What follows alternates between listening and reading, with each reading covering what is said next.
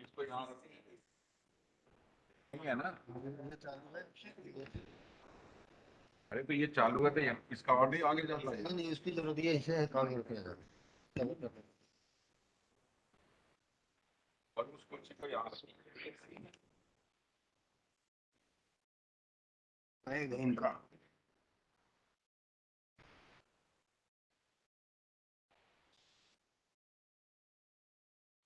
काम करते हैं ठीक लाके ऑन करके यहाँ रखना यहाँ रखो तो वहाँ नहीं बोलना अब तो स्पीकिंग और यहाँ भी थोड़ा तुमको लगता है आगे इसको ऑन कर दो अभी तो चलता है इससे तक इधर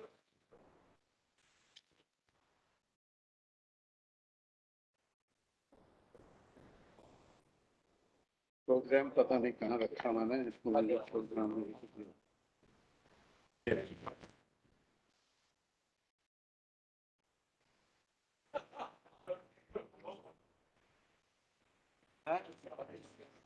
अच्छा okay I just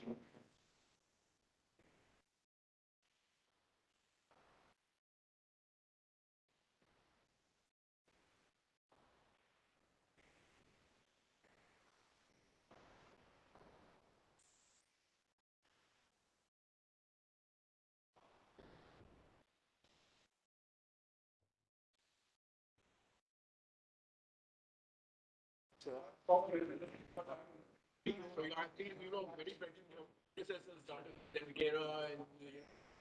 and now we are been very good. I'm glad because I have not been I never missed a lecture.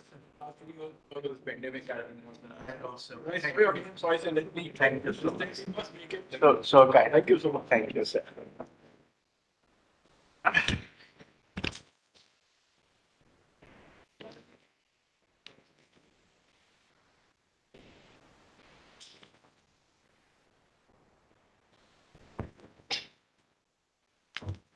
Hi, how are you? Good to see you. आज नहीं जा रहे हो? आपके पास लखनऊ अच्छा अच्छा अच्छा क्या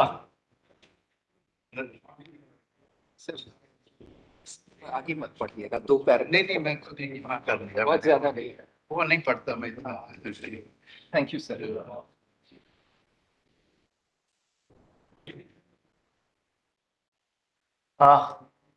please settle down.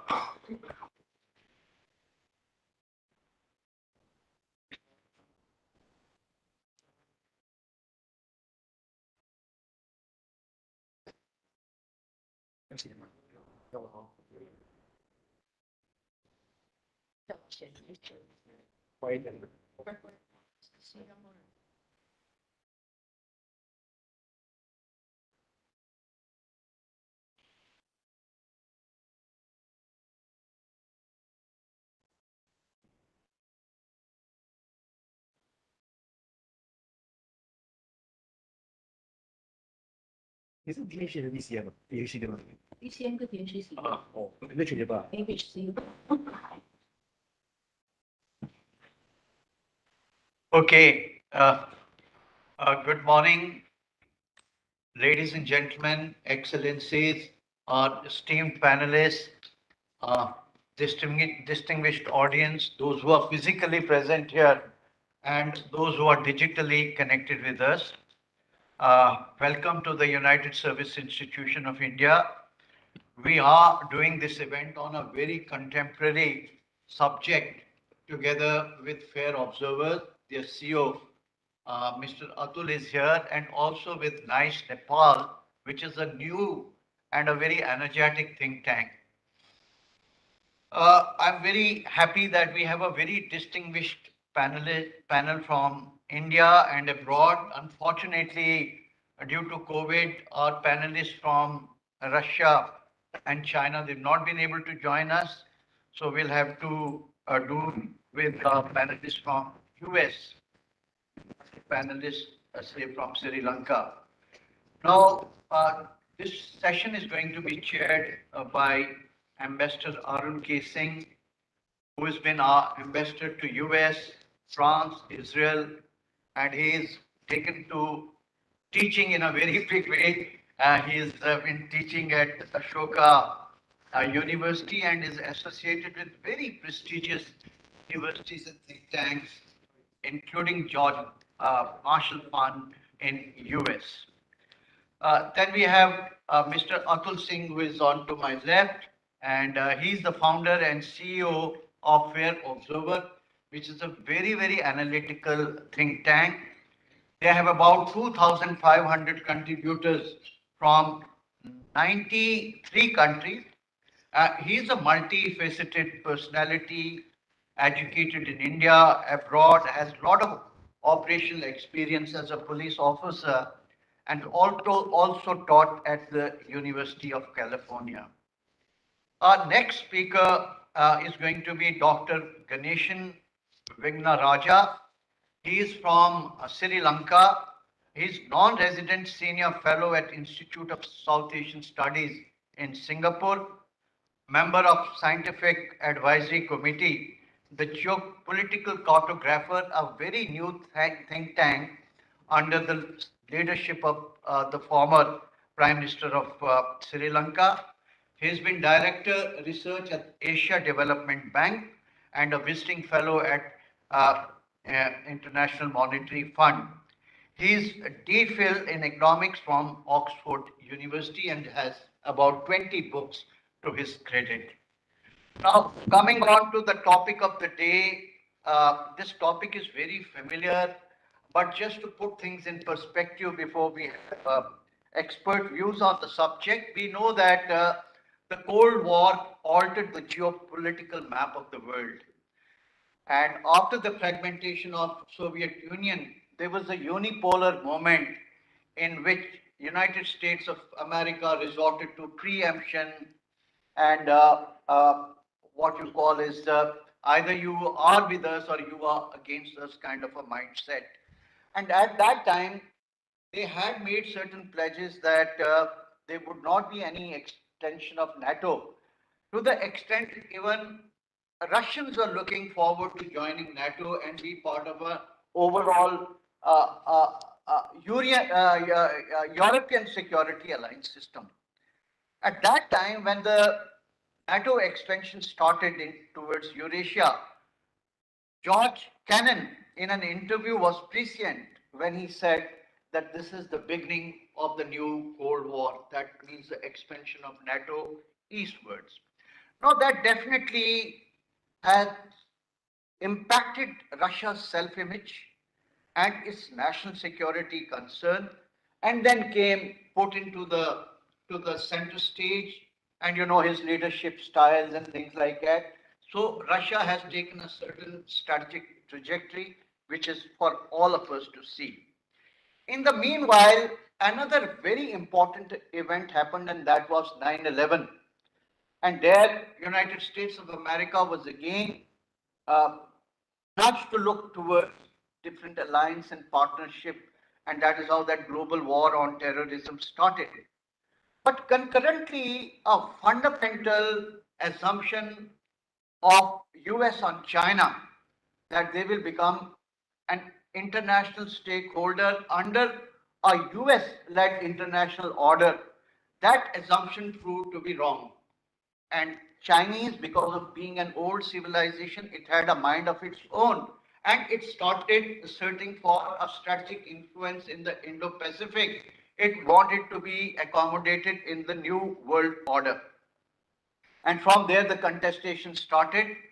While US started, pivoting to Indo-Pacific, there was a strategic alignment between Russian, and Chinese in Eurasia. And post withdrawal of US, I think both the countries hold a total sway in the Eurasian landmass. In the Indo-Pacific, things are in a state of flux. While the NATO is being reinvented and re-energized, there are some amends being made to Euro-Atlantic Alliance. Still, there are question marks about the efficacy of the US East Asia Security Alliance system. All these things are in a state of flux. And post COVID-19 pandemic, rather than the world collaborating, some of these contradictions have got further compounded, we know. And as we stand today, there is a contestation over the ideology, strategic locations, resources, trade, technology, and influence in the global institutions. That is where different players are vying for influence. And in the meanwhile, the middle level powers and the smaller powers, they are aligning and realigning their positions depending upon their geopolitical interests. So at the center of this whole Cold War, new Cold War, you have the two protagonists, that is US and China, and there are other strategic alignments which are taking shape. And in this milieu, the role of middle level powers like India, Australia, Indonesia, South Korea, Japan becomes very, very important. The way the whole geopolitical scenario is panning out, it is causing a lot of dilemmas for India. We have to make certain strategic choices. Now, what those choices are going to be, are going to discuss. In the meanwhile, there are flashpoints which can trigger a conflict. What is happening in Ukraine now, a recognition of this eastern Ukraine by Russia and the economic sanctions by European Union and US. We don't know how this is going to pan out. Second flashpoint is, of course, Taiwan, where Chinese are resorting to strategic coercion. They're upping the ante there. And then there are unpredictable players like North Korea and all, who from time to time, keep flexing their nuclear muscles. And you have some issues in East China Sea. So therefore, the whole strategic scenario is in a state of flux. How this is likely to pan out, whether this Cold War is something what happened in the past, or is there some new dimension to this, we are going to discuss this subject. And to speak on the subject, first I'll hand over to Ambassador Arun K. Singh to make his introductory remarks and then conduct the discussion. And then perhaps he may like to hand over to the keynote speaker, that is Atul K. Singh. Ambassador Arun, over to you, sir. Thank you. Thank you, General Sharma, for this opportunity and for making such a comprehensive introduction. Perhaps we could not have timed this discussion better given some of the developments over the last few days. Russia has made a very important move from its perspective.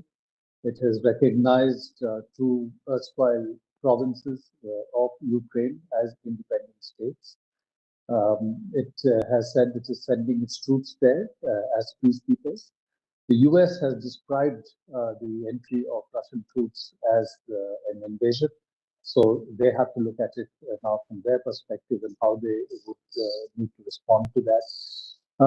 This particular move sets in process potential for subsequent moves because the territory that Russia has recognized as independent is beyond what Russia-supported forces control at the moment. So how will they and Russia deal with the other parts of Luhansk and Donetsk republics? And what would be their move related to that? I think the comments of President Putin have also indicated that potentially he feels that Russia is entitled to make an intervention also in the rest of Ukraine. And he has been talking about the history of Russia-Ukraine relations for some time now, and he even wrote a 5,000-word article in July last year. Now, if that happens, And you've seen that Russian forces have said that their stay in Belarus would be extended. And if there is going to be a presence of Russian forces potentially in Ukraine, you will have Russian forces bordering NATO presence, not just in Estonia and Latvia as of now, but also in Lithuania, in Poland, in Hungary, in Romania, and getting closer to the Russian presence in Moldova. So there will be potentially a significant confrontation presence between Russia on the one hand and NATO on the other. I think through this move, Russia has also signaled that it wants to be treated as a great power in the international context, and that the world is not only to be led by US and China in terms of a great power profile. You may recall that way back in 2012, when the then US presidential candidate Mitt Romney had said that Russia was the greatest threat to the United States. And President Obama had countered that Russia was a regional power and was not capable of challenging US in a global context. And I think Russia is asserting that it is also a global power. And therefore, the consequence from that is that we've found that the major powers tends to set their own rules in the international context. US has done that in the past. It did that when it intervened in Yugoslavia to break up that entity. It did that when it intervened in Serbia to create Kosovo from its perspective as an independent state, which is recognized only by a limited number of countries. And then it did that in Iraq in 2003 when it intervened to bring about regime change in Iraq. So, with this struggle taking place, and if there is no understanding among the major powers, and you spoke potentially of what could happen in Taiwan and perhaps also in the context of South China Sea, East China Sea, we are seeing the challenge along the line of actual control with China, that there could be potentially increasing adversarial orientations between the major powers. And in this context, the joint statement that was issued by Russia and China on February 4th, when President Putin had visited for the inaugural of the Winter Olympics, talked about there being more limits to their partnership. They spoke about opposing NATO expansion. They spoke about any country not trying to enhance its security at the expense of others. They spoke against interference in internal affairs, spoke against about opposition to the color revolutions. So in many ways, positioning themselves clearly as opposed to what the US and the West have been trying to do it's in the various contexts. Interestingly, the Chinese Foreign Minister Wang Yi, speaking at the Munich Security Conference a couple of days ago, while reiterating many of these positions in response to a question, and that was a bit overplayed also in the Western media, said that China supports sovereignty and territorial integrity, and that Ukraine was no exception to this, and that was seen as the distancing a bit from the Russian position. But when the debate took place yesterday in the UN Security Council after Russia's move, the Chinese permanent representative to the UN did not speak about sovereignty, territorial integrity. He said that China decides each issue on its own merits. The situation around Ukraine was complex, and then, of course, called for diplomacy to find a way out. So we have to factor in that in this scenario that is playing out, there is a certain amount of Chinese support for Russia and reciprocal support also for Chinese interests in the context of the Asia Pacific or the Indo Pacific. In response to that, I think we are seeing strengthening of coordination between US and Europe. the transatlantic alliance. We can expect strengthening of commitments to NATO. The US is already saying that it is going to send more troops. There's an expectation that the US Congress could, in the annual defense budget, give more provision for support to enhancing NATO presence in Europe. We'll have to see what happens about the new agenda, the Agenda 2030 that NATO was talking about, where they talked about earlier NATO potentially also playing a role in the Asia Pacific.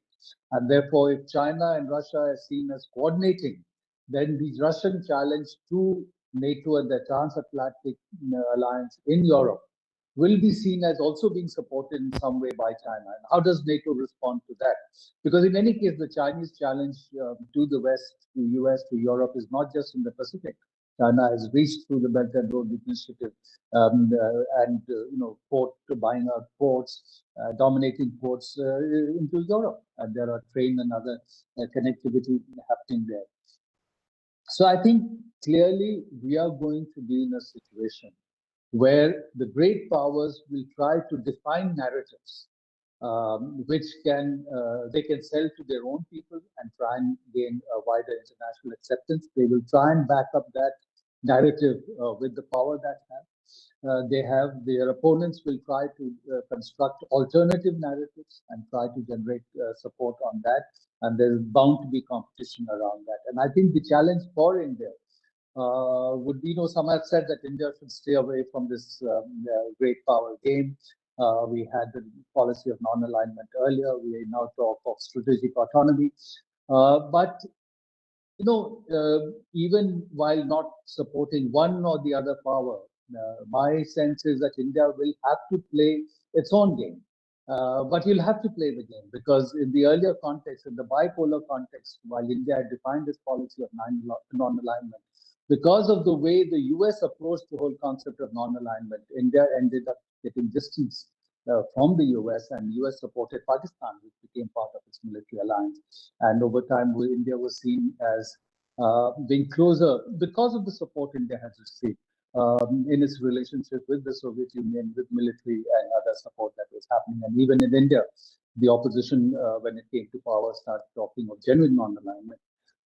So I think India will have to play this game very carefully to try and make sure and because India has stakes in both of the sides here.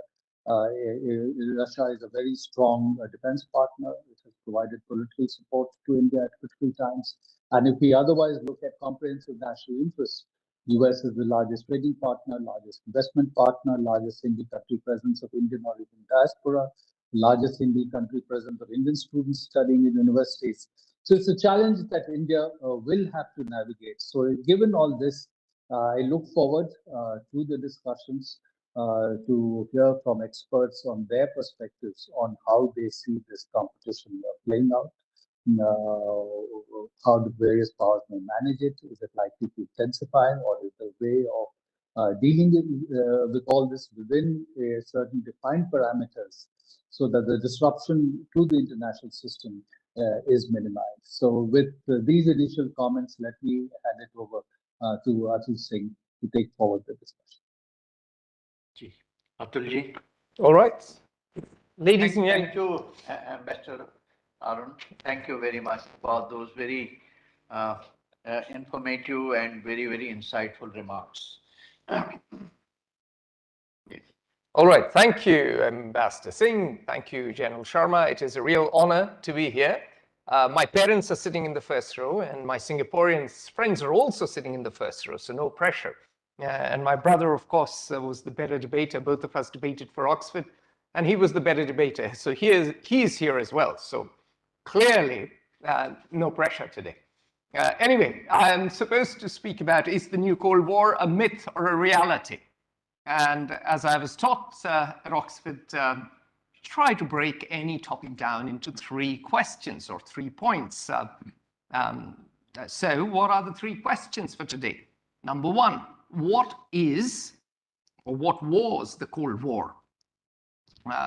Then the second question, what is the new Cold War? And then the third question, which is really the topic, we get into the meat of it. I apologize for the vegetarians. The steak and bones analogy may work very well with Christopher, who's sitting in Washington and is a Texan, but may offend some sensibilities. But the meat of the matter is really, is it a myth or is it reality? Is the new Cold War? Is it just a souped up media jargon, or is it something which is real and tangible and substantive and has major implications for the future? Now, question one, what was the Cold War? Very simply, the Cold War was competition between the US and the Soviet Union. And this competition began almost immediately after the end of World War II, when they were both allies. And of course, it was a marriage of convenience. There was very little in common between the Soviet Union and Great Britain, or for that matter, the United States. But they all teamed up because Nazi Germany was a clear and present danger. It had invaded all sorts of countries. And at the end of World War II, the old rivalries resurfaced as the British Empire collapsed and American influence spread worldwide and the dollar became the reserve currency of the world. The Soviet Union was the only counterpart to American power. And this Cold War that began 1945-47 lasted until 1989-91. And we have Armenians here who have some experience of that period, who speak Russian, and they would add a very welcome addition to the discussion. Welcome, gentlemen. Now, this competition was military, it was geopolitical, and it was ideological.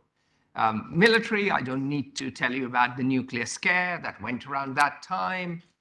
For decades, American school children did drills. What would they do in case of a nuclear attack? I'm sure the Russians did that too. There was, of course, geopolitical competition all the way from Latin America to South Africa and indeed the African continent and to Asia.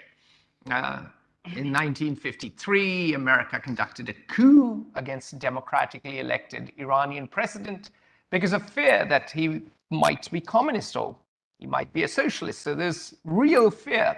And that fear led to American adventures and misadventures. 1953 in Iran, a case in point, trying to prop up a failing and flailing French regime in Vietnam, another. I could go on till tomorrow, but you get the point. Similarly, the Soviet Union in 56 crushed the Hungarian uprising. Then in 68, it was the Prague Spring. So both sides played cat and mouse with each other. Both sides were competing for dominance in different theaters. The Cuban Missile Crisis is perhaps the most spectacular incident of that time, when, of course, the Soviet Union started stationing missiles not too far off Florida. And at its essence, this was a rivalry about global domination. There were two universalist powers battling for global supremacy with nuclear arsenals deployed at each other. Both of them had parallel universes. They weren't really trading much with each other. Both of them believed that their economic system, their political system was the final state for humanity. And in fact, when the Berlin Wall falls in 1989, and when the Soviet Union itself implodes in 1991, Francis Fukuyama in 1992 writes about the end of history. Now, as we know, history never ends, at least for those of us from the old world. Anyway, so much so for what was the Cold War. Let's get on to what is the new Cold War. Now, there's a chap in Chicago. We have somebody from Chicago here. He would be pleased to hear that. Russell Stamitz is here. Welcome, Russell. There's a chap from Chicago. His name is Professor John Mearsheimer. Now, those of us who've had to do our staff colleges, as some people have, and go to fancy universities and get fancy degrees, have to study these big names. And Mearsheimer is a jolly good chap. He's actually quite a decent lecturer. And he's also a provocative writer. And Mearsheimer argues that a new Cold War has broken out between China and the US. Now, what does he mean? What does this sage from Chicago mean by this term, the new Cold War? Well, he argues that an intense security competition that touches on every dimension of the US-China relationship has emerged, has broken out. And again, I'll try to break it down into three neat categories. After all, as they say, structure is the foundation of all knowledge, or the organization of knowledge, a matter for another debate. But the three realms are military, economic, and technological. Now, military, well, the US has 800 bases around the world. The US has fought a number of wars around the world. The US has the ability to project force around the world. It has logistical support for operations anywhere.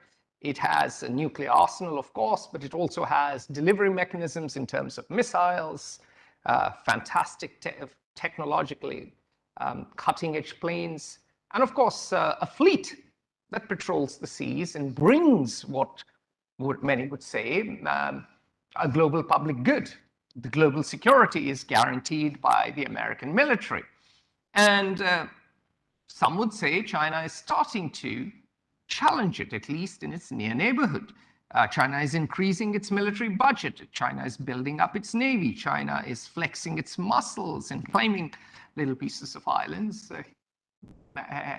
and flying planes in record numbers over Taiwan. And perhaps most worryingly, the Russians and the Chinese sailed their fleet around Honshu, the main island of Japan, which might be considered slightly provocative. It might be analogous to someone with a pistol walking up and down outside your door. Now, some would be very comfortable with it. Maybe Christopher, he'd step out for a gunfight. He's Texan after all. But shall we say a nice vegetarian Jain, as Russell's wife happens to be, may not be too pleased with somebody with a pistol outside her door. So that was a touch provocative, and it might be fair to say that a limited military competition is certainly emerging. It is certainly on the cards, and in its near neighborhood, China, emulating Russia, is following a policy of asymmetric warfare, meaning, all right, yes, you control the seas, but we can send a lot of cheap rockets over and sink some of your ships. We can do other stuff which will cost pretty less, but will cause a lot of damage. It is the workshop of the world. It can churn out lots of things at high speed. And yes, it may be blitzed in a high intensity, full-scale war, but it may have some cards up its sleeve in its near neighborhood. So a certain military competition has broken out, and an assertiveness under Xi Jinping is certainly clear. Let's look at the economics. I checked the Office of the US Trade Representative's website just before I started speaking, because I wanted the latest figures. In 2020, the GDP of China was $14.9 trillion. In 2020, the US GDP was estimated at, say, $20.9 trillion. These figures may be a bit here and there, but let's round them up to 15 and 21. $15 trillion for China, $21 trillion for the US. Obviously, in per capita terms, the US is a far wealthier country. But China has a GDP which certainly is not to be sneezed at, which means there are only two things really that determine a country's military power. One is, does it have the economy to support war? And two, does it have the will to fight? And China seems to have the economy, certainly today, to fight a war, to have a bish, bash, bosh. Does it have the will to fight? We don't know yet. Lots of single children, and as we know, single children don't really do very well in a punch-up, as we discovered not too long ago on our own borders. So we'll see whether they have the will to fight. They certainly have followed a wolf warrior diplomacy. So we don't know. If it's all bark and no bite. We will find out. But now let's get to US-China trade, because the key thing we're talking about right now in the economic argument is whether economically these two sides are pitted against each other in two parallel universes, challenging each other that their system is better than the other, as the Soviet Union and the US did, or there's something more going on. Well, 2020, the US-China trade amounted to $615.2 billion, of which US exports were $164.9 billion and imports were $450.4 billion.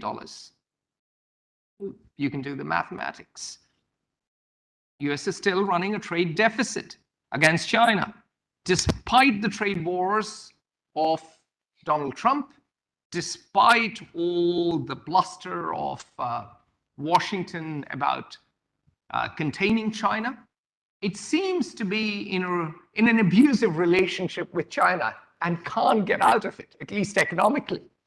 So trade between the two countries is extremely interwoven. And the damage, well, of course, China would suffer tremendously. The damage to China would be catastrophic if all-out trade war breaks out, or if there's all-out war as in World War II. But the damage to the US would also be considerable. And the US economy is overextended. It is deep in debt. It has structural issues, rising inequality. Lots of people have fallen out of the job market and they are not counted in the unemployment numbers. Lots of regions are under stress. A few industries have emerged and a few companies have emerged in a winners-take-all model. So if there is a trade war, a number of Americans are going to suffer, and they will suddenly have to pay a far higher price for cheap household goods. So inflation would go up dramatically. Already, tension with Russia is pushing inflation figures up, and that's a big challenge all across the world. But in the US, stimulus, and Christopher can speak more about it. He was on Capitol Hill. He ran for Congress last year. And Christopher can talk more about the internal economic constraints of the US right now. Such a trade war would be extremely expensive. And in America, politicians like Christopher, if they get elected to Congress, are facing election every 2 years. So the question is, can America take the pain? Can America get into a punch-up? The American military certainly can, but if there's a full punch-up, the economic costs to China would be catastrophic, but to America won't be negligible either. So economically, it is a bit of an abusive relationship actually for both parties, because China does not want dependence on the US either, which is why Xi Jinping has been trying to turn around the economy, which is why he's betting big on high-tech sectors. He's trying to stimulate domestic consumption. He's trying his best in an imperfect way to rein in the real estate speculation without crashing the economy.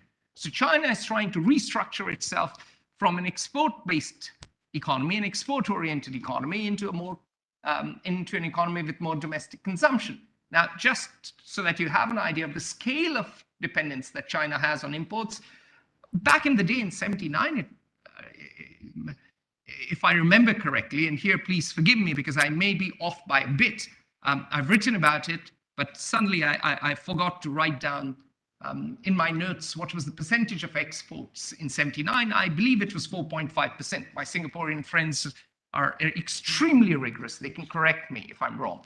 And I think at some point in the '90s, it had reached over 30%. Now, the moment your economy has over 30% of exports, you're extremely vulnerable to any shock. Add to that dimension the fact that China relies on outside sources for energy. China does not have its own oil. China does not have its own gas. As in World War II, it is extremely vulnerable like like Japan and Germany to anyone cutting off energy supplies? Why was Hitler making a dash both for the Caucasus and for North Africa at the same time, which was a ridiculous blunder? But the reason he was doing this was because he knew German tanks would stop rolling if they didn't have access to oil. And China knows it doesn't have access to energy. The Straits of Malacca can be cut off. The pipelines that they've built under the Belt and Road Initiative across Central Asia can be blown to smithereens. Ipso facto, of course, the cancellation of Nord Stream 2, and the ambassador was right. The ambassador was bang on the money when he said we couldn't have chosen a better time to have this discussion, because at a time when Nord Stream 2 has been cancelled, Putin has no option but to jump in bed with Xi Jinping. Vladimir Putin now is going to be very much in the pocket of Xi Jinping, because now Russia's oil and gas exports are all dependent on one market. So for now, despite their competition in Central Asia, despite their boundary disputes, the Chinese and the Russians seem to be coming closer, just as Austria, Hungary, and Germany came closer together before World War I. But I'll get to that in a minute. That's something that has been preying on my mind, actually, for weeks and months. I've discussed this with many people in the audience, friends and colleagues who are here, and with people who are offline. But the reality is that we are seeing a very complicated global economy with interdependencies, and the untangling of which would be painful, if not, and certainly difficult. Now, the third dimension of the new Cold War is technological. And when it comes to technology, we know that there is an American-led universe where the likes of Google and Facebook and Microsoft and Apple and Netflix and, of course, Twitter dominate, and Instagram, which is owned by Facebook, Meta now. These are the big giants of global data, of global information. If the Americans want to know about anyone, of course, it's the American companies. They can have the back key to anyone, and it's fantastic. Data is the new oil, as The Economist once said. And one universe is, again, akin to the United Nations, but unlike the United Nations, privately led, extremely efficient, extremely cutthroat Silicon Valley companies having global domination, and by that implication, upholding American power and the idea of a rules-based international global system, which of course was inaugurated after 1945 by the US, Bretton Woods being part of it, the whole edifice, World Bank, International Monetary Fund, and the United Nations, all being part of that construct. And China, on the other hand, says, hang on a minute, we don't need Google. We don't need Facebook. We've got WeChat and TikTok and Alibaba and Baidu, and thank you very much. We'll have a great firewall of China. And we are going to start betting big on the technology which you've mastered. And we are going to have a separate system. And whilst doing so, we are going to steal industrial and scientific secrets from around the world. The number of cases, prosecution cases, that the FBI has brought in for espionage is at a record high. I believe the number, as Glenn Carl, my co-author who retired from the CIA, said, was something like 400. Again, apologies if I don't have the exact figure. I'll have to dig that out. We can dig that out later. But the key thing there is that these are notoriously hard cases to bring into court, which means that China is sending thousands of scholars around the world to come back with technological expertise to kickstart high-tech, cutting-edge projects. And there, certainly, even David Petraeus, General David Petraeus, who retired as the CIA director, who was interviewed with me, the interview is on YouTube, talked about we are in the foothills of a new technological Cold War. So the final question, and this is the last question, and after that other speakers can take the floor, is the new Cold War a myth or a reality? And as the French would say, it's complicated, you know? With the French, everything is complicated, isn't it? We don't have French people in the audience today, so I can have them as a scapegoat, serves them right. But the key thing here is that, look, the US and China were tacit allies during the last half of the last Cold War. The CCP basically shifted from the Soviet Union to the US.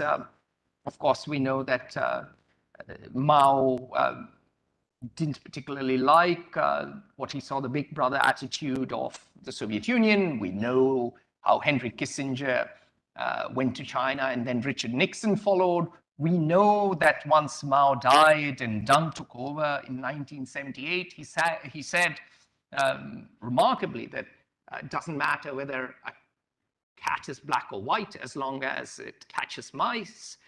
We know that none other than the great Lee Kuan Yew, the visionary leader of Singapore, said that Deng was the most impressive leader in the 20th century that he'd encountered. And he said because he had the ability to change his mind, which is the most difficult thing for any leader to do.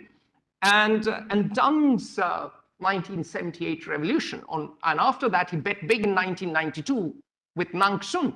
He went on a southern tour and he said, we are going to go full throttle into the markets. Remember, 1992 was a worrying time.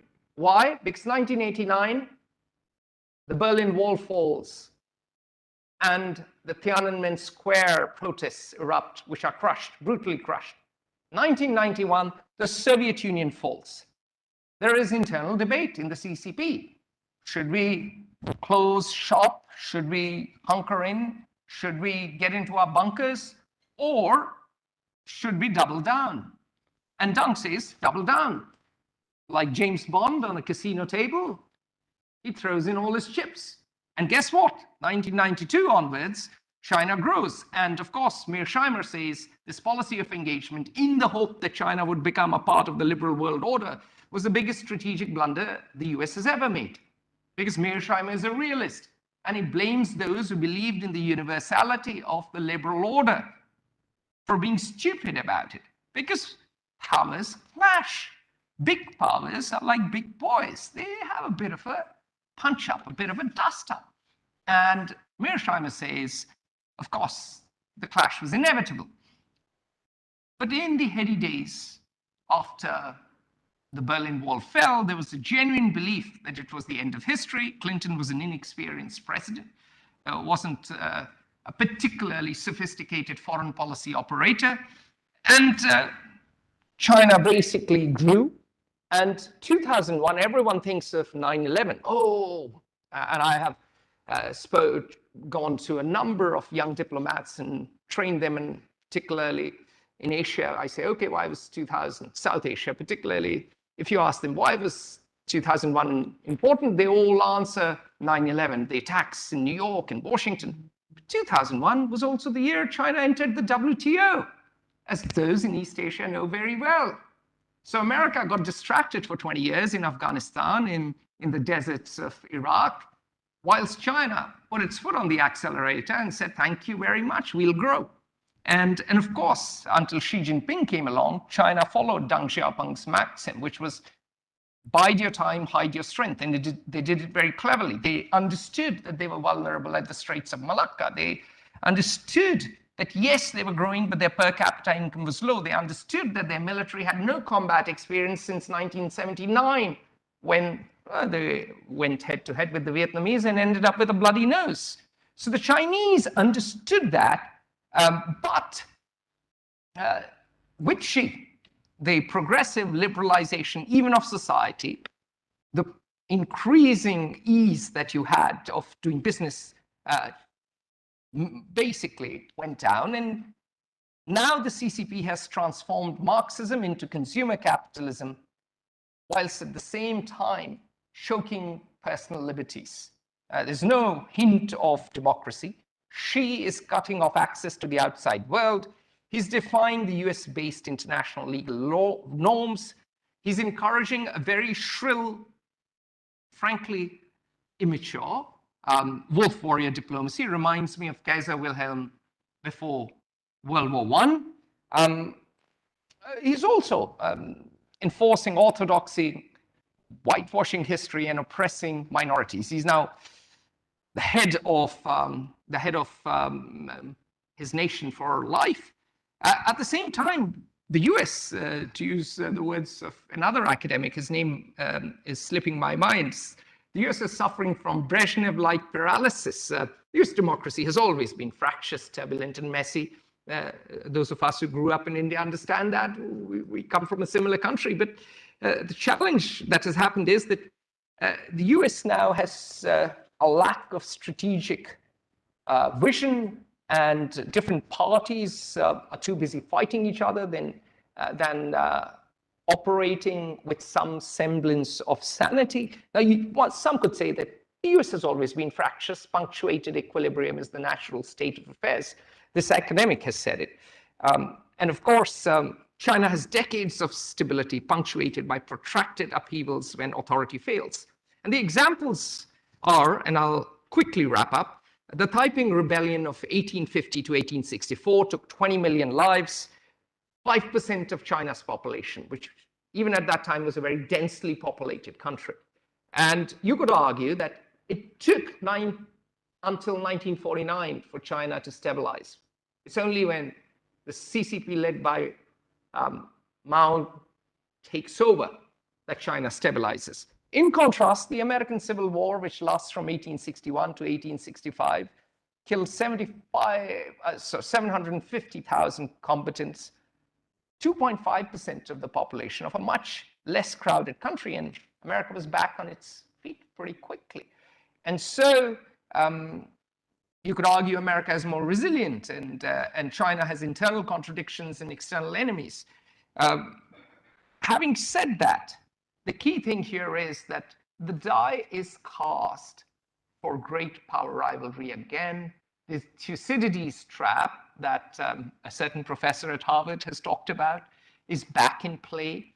Whether a ruling power and a rising power can coexist remains to be seen. We have seen what decades of hurt, and I've written a very long article with Glenn Carl, a retired CIA officer, about Vladimir Putin's long game. I encourage all of you to read it. So I don't want to talk about Russia. I spent yesterday talking in television studios about Russia. But today, the focus is China. But what Vladimir Putin has demonstrated, that if there is hurt, if there is anger, things can erupt. And China certainly has hurt. There is a mythology of a century of humiliation at the hands of the white man. And of course, the US was one of the powers that participated in the humiliation of China. And the US, of course, has this belief that China is a malignant power. It is a communist country that doesn't allow liberty and democracy and threatens key allies such as Taiwan, Japan, South Korea, and so on and so forth. So the die is cast to see how the Thucydides trap plays out. And we certainly are headed for a new Cold War. It may not appear because of the economic ties yet. And if leadership in Beijing and Washington acts unwisely, it could easily slip into a hot war too. Thank you very much for your time and attention. Thank you very much. So back to Ambassador Arun. Let's see, is he there? Ambassador Arun?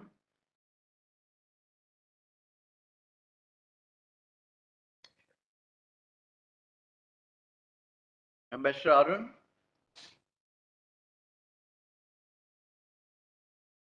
Is he muted? No. So, General Sharma, my understanding was that you would now conduct the proceedings and the conversation since I'm here virtually, and then I'll make concluding comments at the end. Okay, fine. Thank you very much. So, my compliments to Mr. Atul for a very, very comprehensive and insightful perspective on the Cold War, whether it is a myth or a reality. And in his concluding remarks, I think he is very convincingly said that we are really into a real Cold War. It's no more a myth, and it could, if there are certain miscalculations, it could lead into a hot war kind of a situation. Our next speaker is Mr. Christopher, and I couldn't see him that time online. So now I have the privilege of knowing him through Atul and also introducing him. He's a very young, budding senator to be in the future.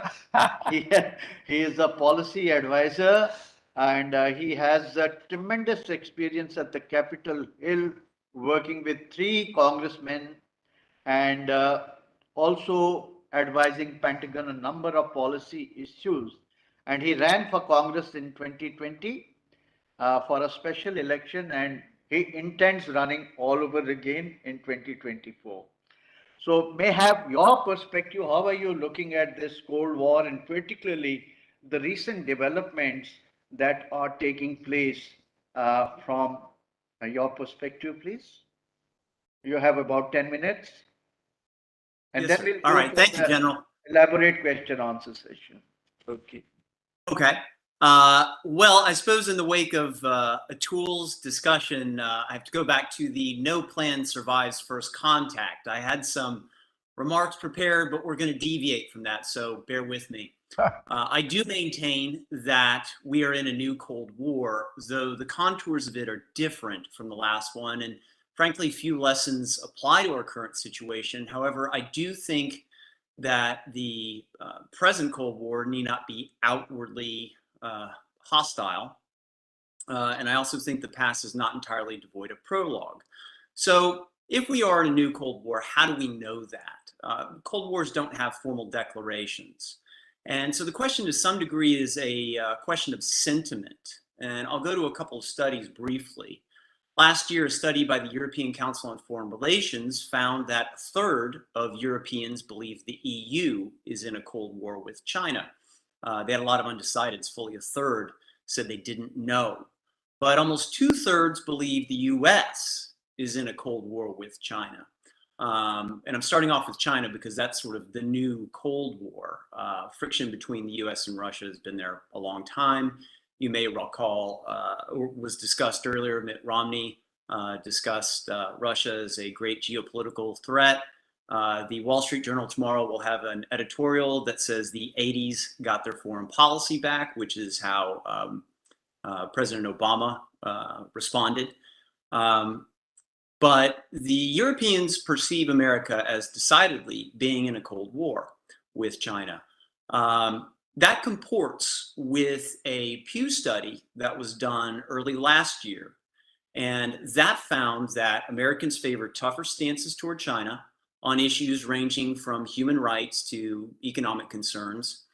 And to confirm that, the same Pew report said that 67% of Americans have a quote unquote cold feeling toward China on what they called their feeling thermometer. So even accounting for maybe a moderation in those feelings, given the antipathy felt with COVID, I think it's still safe to say that the U.S. citizenry certainly perceives China as a threat and believes we are at the very least in a cold standoff. What is interesting to me is there is a disconnect in what I've seen in the last year between the populace and the politicians. America's legislative agenda has recently leveraged Sino-American apprehension to introduce and pass bills that are full of tangentially related items.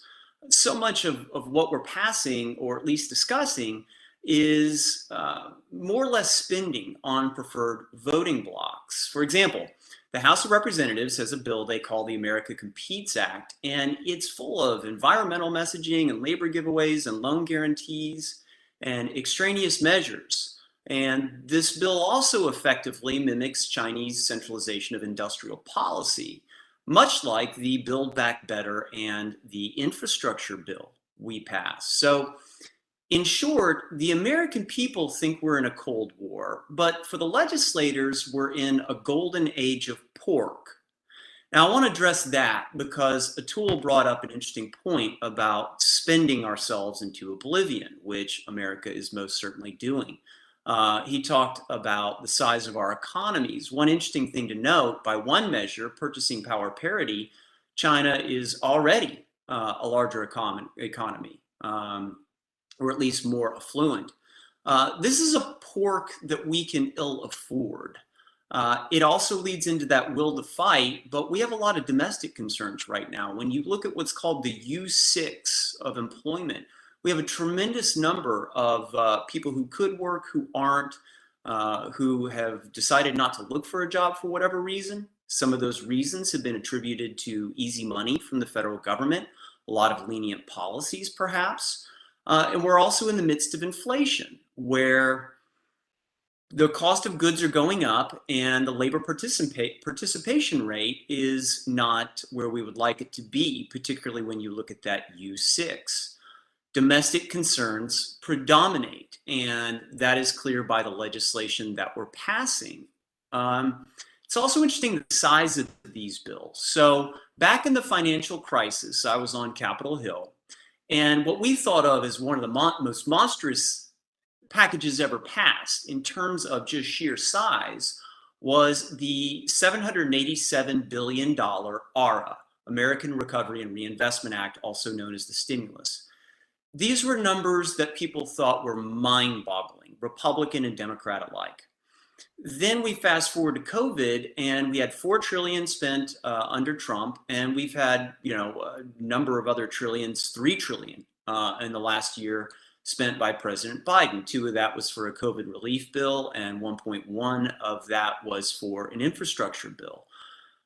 These are numbers that America can't sustain, and they especially can't sustain it in the face of rising treasury rates, a function of inflation. So this all plays into the will to fight, our preparedness, an erosion of the military's budget. And an interesting thing about that, we have yet to pass an NDAA, which is an annual sort of priority bill for the military. Yet the Pentagon released their climate change plan last week, I think it was. So do we have the will to fight? Do we have the means to fight? That's a question. I will say that in Middle America, the threat of China is real, from the factory worker who worries about his job being offshored to China to the CEO who worries about cyber espionage or intellectual property theft. There is a strong wariness of China. Markets that were once too big to ignore are increasingly thought of as too risky to join. But curiously, there is, as Atul mentioned, an interconnection with our economies that people can't fail to recognize. So this is not the Cold War of yesteryear. Not that long ago, Americans perceived Russia as the greater threat, but Trump kind of shifted that focus, and he did so with trade rhetoric, with asking NATO allies to pony up and meet their obligations. But what Trump did not do particularly well was cultivate strong relations with world leaders. Now, you contrast that with the current administration, which boasts stronger relationships and is perhaps more willing to use the resources of NATO and more willing to work with NATO. But this current administration has faced a dizzying number of setbacks, not least of which was the bungled withdrawal from Afghanistan. So Trump was a blunt instrument, but Biden has had a lot of poor execution. We've also had unforced errors that have left our allies confused and frustrated. The Trans-Pacific Partnership withdrawal under Trump was a concern and has left an avenue for China to potentially exploit. And America's promises are increasingly viewed as more whims than obligations. And so that concern seems justified. I mean, we are in an introspective moment where I think America is asking itself whether the old values upon which the country was built are still valid, whether or not they're worth fighting for. And that leads to a lot of navel gazing in stateside. But this is not just a Republican or Democrat thing. From Trump's America First program to the wokeism of Democrats, it's across the parties. Look no further than to this year when we spent all of our floor time on the House and the Senate talking about an expansion of the social welfare system and a voting rights bill. So I don't know that there's a lot of will to get involved. We pulled out of Afghanistan, and I don't think Americans especially want to get re-embroiled in something.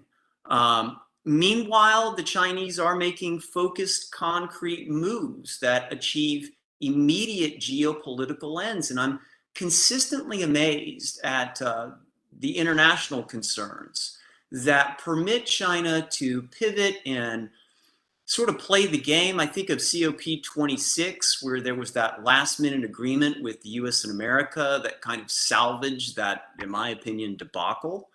And they knew how to get brownie points for doing very little, making promises that were pie in the sky and they knew didn't amount to much. And they must absolutely marvel at that, while they also marvel at how America is just spending itself blind. I will say wolf warrior diplomacy appears to be a failure. Vaccine diplomacy is hollow.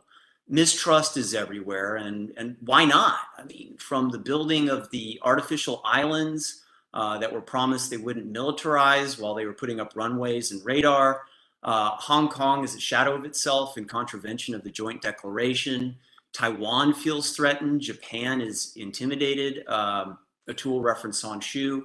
To say nothing of those harassed at the 9, 10, or whatever it is, 11-dash line. So this is not how you win hearts and minds. The Quad and AUKUS are a direct response to this growing instability. And while the Quad is broader than the Security Pact of AUKUS, both are aimed at fostering greater agreement and providing a coordinated front in the face of greater global instability in a more assertive China. It's worth noting that the Australians were willing to sacrifice a little bit of their relationship with the French, and the Indians are also leery of the Chinese. Let's not forget, India was more closely aligned to perhaps the Soviet Union than us back during the Cold War I. And now they're looking for new partners. And one of those partners is America vis-a-vis the Quad. Skirmishes in past years have created growing apprehension in India, including the one skirmish where 20 Indian soldiers were killed. Interestingly, those skirmishes have been internationally reported and may seem small to a lot of people, but they get more press than you would think. I don't want to take more than my time, so perhaps I'll leave it at that. But it is a question of our willingness, our financial capability, and the sort of alliances that we're building. The hope being that in constructing these alliances, we will be able to spread out some of the weight of quote unquote policing the world. And I think that ideally will lead to greater stability. And I could go on, but I think I'll leave it there because I'm out of time. I just have a follow-up question Sure. here. So you'd like to kindly elucidate. See, Putin has thrown the gauntlet now, and there were problems that you were facing in the Euro-Atlantic alliance in terms of Germany and France, going their own way and trying to cut certain deals with Russia. But now probably European Union has got consolidated. 27 countries plus Britain, they've all gone for a sleeve of economic sanctions against Russia. Now, at the same time, if Putin pushes the envelope further, there may be requirement of a military response, though you have already ordered some troops of NATO to be deployed. Is there some kind of a consensus developing in the American political leadership to have a holistic or kind of a unified approach to deal with this crisis? Or is it going to be a divided house as it's been in the past, compounded by a very high inflation rate that you're facing. So if you were at the helm of affairs, how would you deal with the crisis? Sure. You opened up a whole bunch of cans of worms. First of all, I think Germany is being brought kicking and screaming to this consensus. Keep in mind, the UK had to fly supplies around Germany so that they wouldn't get rejected or embarrass Germany or create a problem. Germany killing or suggesting they might do something about Nord Stream 2, I think that might have been a response or at least an effort to prevent Biden from jumping in any more than they wanted him to. Now, will the U.S. supply soldiers? Certainly not in a direct conflict in Ukraine. There is very little appetite for that. However, would the U.S. contemplate, and is Biden contemplating, armament of some kind, call it a Lend-Lease deal? I don't care. Are they contemplating that? They very well might be. And there was an effort, as you recall, somewhat staunched by the Germans to provide supplies to the Ukrainians. The German contribution, as you might know, was 5,000 helmets. Thank you very much. But I think there would be a willingness to arm the Ukrainians to some degree, but not in terms of personnel. An important note here is that the consensus is a little bit fractured. It falls down unusual lines, with Republicans in some cases arguing that Ukraine isn't worth fighting for. There's a sort of Tucker Carlson phenomenon out there. He's a news anchor, where you do see some Republicans saying we shouldn't get involved with Ukraine. That's a break from past stances. But I think there might be the willingness to provide things to Ukraine, but it will be held at an arm's length. And I also want to say that I thought Biden, in coordination with the UK and perhaps others, did a good job of preempting some of Putin's moves by saying he wants to install a puppet government. Here are the people he's looking at. He has actors lined up to stage a false incursion. That's the old Putin playbook. And I think to some degree they took away those options, at least in a way Putin would want to use them. So I'm not really a Biden basher on this subject. I think they did some novel things and some good things. But in terms of an appetite for putting US troops in Ukraine, I do not see that, nor would I expect that from this administration. Thank you. I have a follow-up question for you, Christopher. You worked in the Pentagon, and I certainly have friends in the Pentagon, and I suspect you do too, who argue that Russia is a distraction. We should make allowances for Russia's strategic considerations, its insecurities. After all, the US reacted very badly when there were missiles in Cuba, and Ukraine historically is home to the Kingdom of Rus. And so, there's no reason not to give an assurance to the Russians that, hey, we won't be standing at your doorstep. And the crux of this argument is seduce Russia away from China's arms, just as Kissinger seduced China away from Russia's arm. Use the Kissinger playbook, and then you have encircled China. What do you say to that? I don't see where Putin would respond positively to American overtures. He views us as part of the problem. There might even be a degree of jealousy. As you rightly point out, there is this quasi-fictional history-ishness. And then there is a decided history, the Kingdom of Rus, that makes this more difficult to predict, because there is the strategic value of Ukraine. And then there is, what does it really mean to Putin? I hesitate I don't know what would be appealing enough to Putin for him to say, never mind, I'll forgo China and embrace America. Particularly since, as you noted, there is a natural shift. What does Russia produce? It's a petrostate.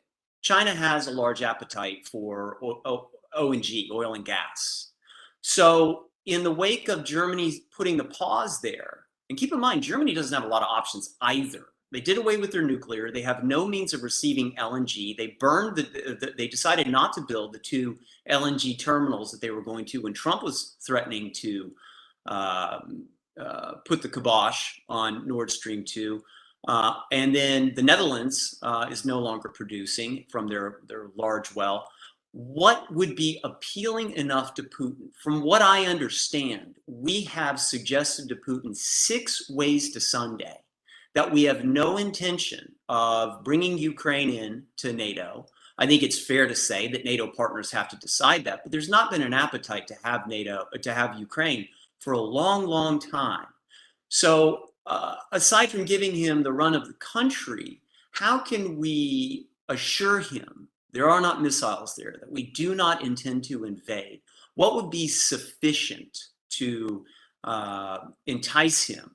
And there aren't very many things that we haven't already offered. Now, contrary-wise, you can say, well, we say, never mind, we won't do sanctions, we won't do this, we won't do that, we'll let the banks open up to the oligarchs and your thugs.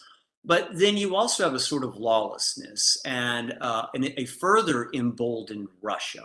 Where do they go from there? So do they have designs on more of the CIS country, more of Eastern Europe?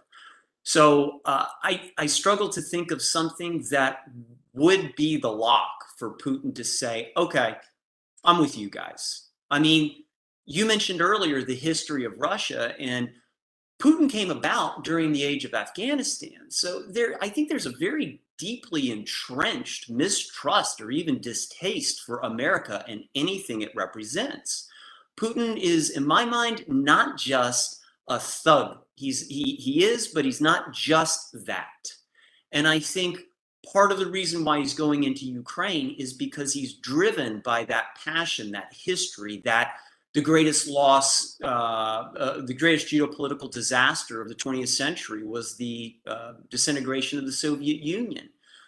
This is integral with who he is. So I just don't think there's anything we can offer that he would say, never mind, I'm against China. Yeah, you're right. He was posted in East Germany, and he called the local tank commander.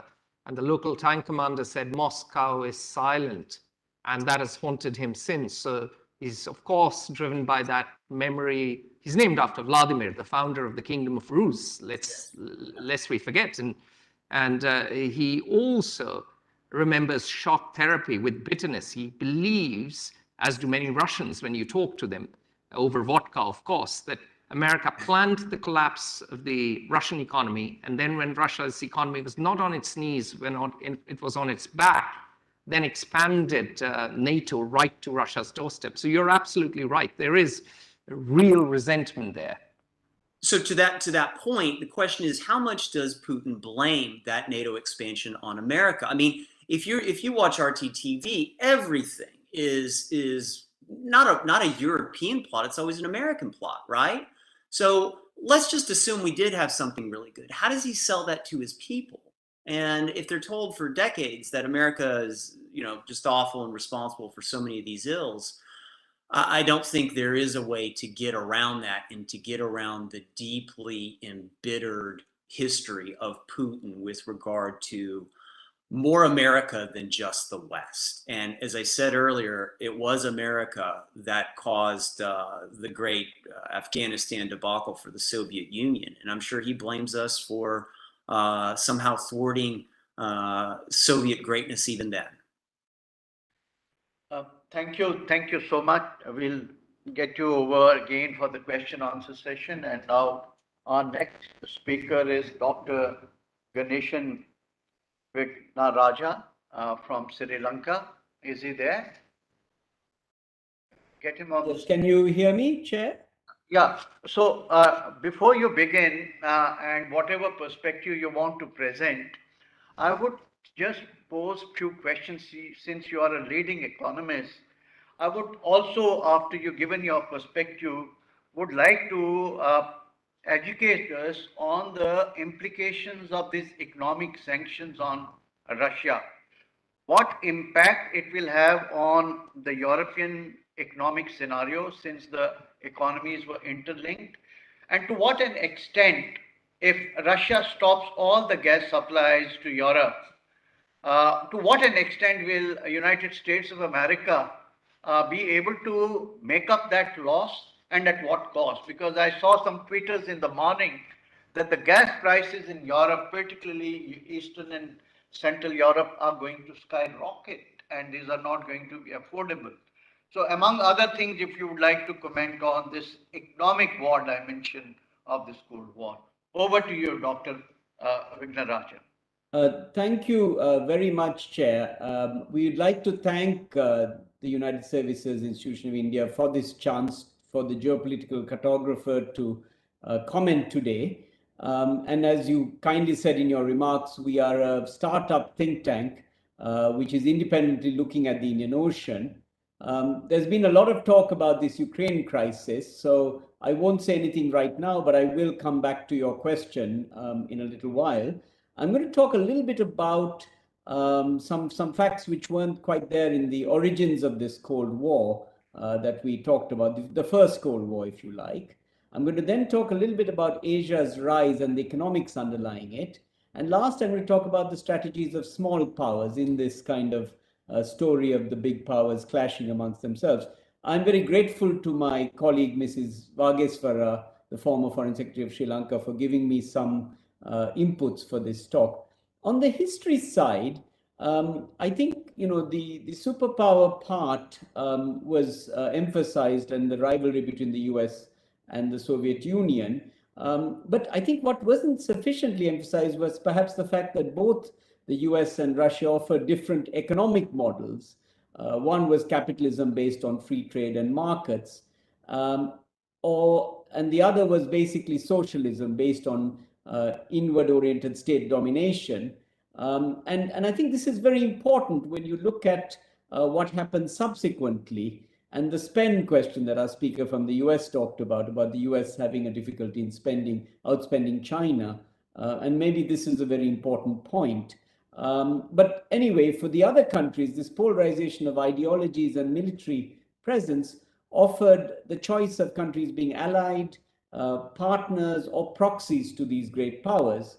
What was also not really mentioned so much was the non-aligned movement, which was formed in the 1950s, that had many developing states which sought to advance economically within this very complex Cold War environment. And the non-aligned movement represents something like 120 states with 50% of the world's population. Now, of course, the collapse of the Soviet Union, and I think it was really the collapse of the economic model of the Soviet Union that really brought the end of the first stage of the Cold War. I mean, basically, Reagan, if I remember it right, challenged the Russians to military spending, and the Russians just couldn't do this, and their economy couldn't bear the weight of it. And I think that's very important to look at, bringing the point that Christopher talked about, the US now having to face this challenge of China spending more in today's context. And of course, we have the middle powers. The second thing briefly to comment on is the rise of Asia. Now, the emergence of factory Asia, mainly this kind of geographically dispersed system of production known as global value chains, with China increasingly at the center of this production network globally, and the US being the biggest consumer of the output of this network, has really led to the center of gravity of the world economy, or the economic center moving to Asia, and brought attention to this question of China and also India. Now, China, it's true that in purchasing power parity terms, China is probably wealthier than the US, but perhaps, China's gap isn't evident to us elsewhere, but should be mentioned. China does not have the MITs and the Harvards and so on of this world. It doesn't have Silicon Valley raising capital. It doesn't have Wall Street. So China doesn't quite have the institutions that the United States has. Nonetheless, the US does feel threatened by China's advancement. And I understand that some of that is because China is building aircraft carriers. China is spending heavily on R&D, trying to consolidate its manufacturing presence. And the US, of course, has taken military steps and alliance steps to try to counter China's threat. The Quad was mentioned. China's approach has also brought the Biden administration, I think a few days ago, to announce a comprehensive free and open Indo-Pacific strategy. And it would be very interesting to see if this is any different to what Trump has mentioned before. Is this an amendment?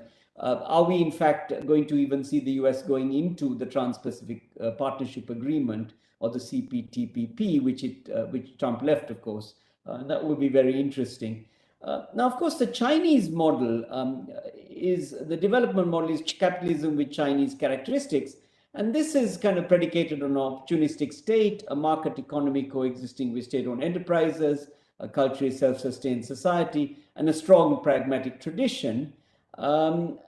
China has amended this story, of course, today to talk about this dual circulation model, which means exports, but also domestic consumption and a domestic market, trying to reduce its interdependence on the US.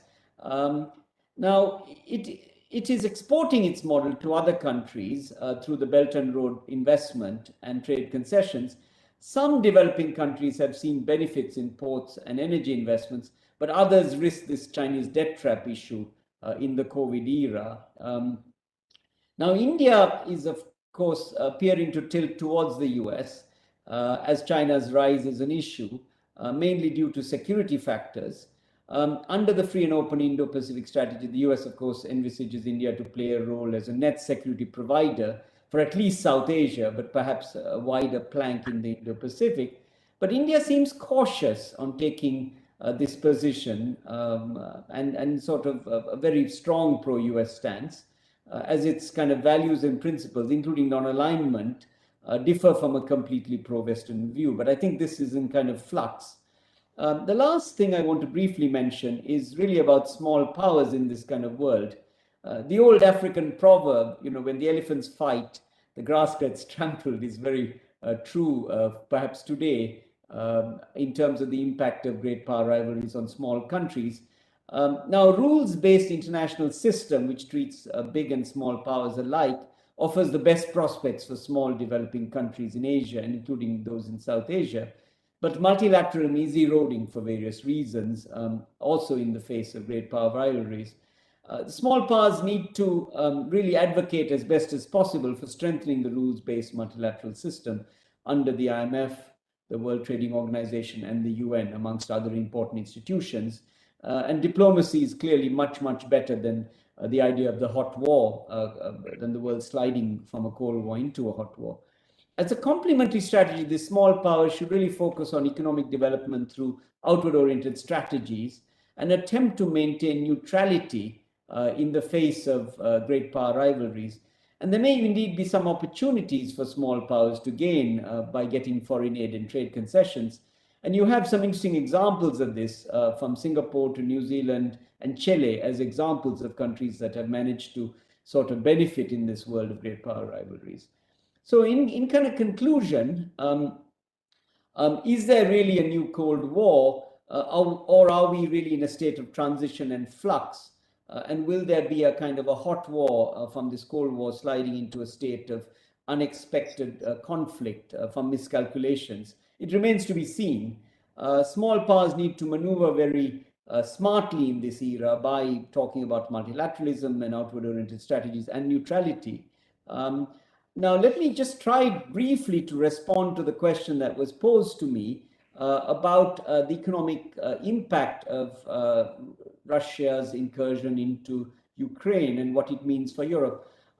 For sure, Europe is energy dependent on the Soviet Union. The movement towards renewables has not taken place in the way that Europe would want to, although it's attempting to do this, and it's also looking to resource other sources of energy. Now, if Russia stops all the gas, for sure Europe's growth will plummet, and the cost of electricity has skyrocketed. Now, whether this is 1 percentage point of Europe's growth or 2 percentage points remains to be seen. And of course, all of this comes against the backdrop of Europe projected to grow much faster than before and coming out of COVID. So this geopolitical conflict with its concomitant effects on energy security will have definitely large impacts. How much depends on the escalation, of course, and remains to be seen. And the US filling the gap, I don't see this in the short run, partly because the US itself has its own energy issues to worry about and also its own commitments. In the medium term, of course, switching of energy towards other players, including renewables, is possible, but this requires big infrastructure investment. So in the short run, I think there will be quite a big impact on Europe, which is, I think, why you're getting countries like Germany being quite cautious because they're one of those in the front lines of this energy issue. Thank you, Chair. Happy to address any questions that you might have. Yeah, so the follow-up question is now, let's look at things from the other perspective that these very comprehensive economic sanctions which have been imposed by US and 27 countries of European Union plus the UK. Now, they've also said that they will not have any business with these two enclaves in Donbass region. They've also imposed sanctions on Duma and number of other functionaries and the financial institutions. What impact it is going to have as Russia's integration with global or European economy? Will it hurt Russia more, or they have a bandwidth to absorb this and they would be further tilt towards China? And then what kind of a model they are looking at? If so the transactions don't take place in dollars, then what happens, or in any other currency?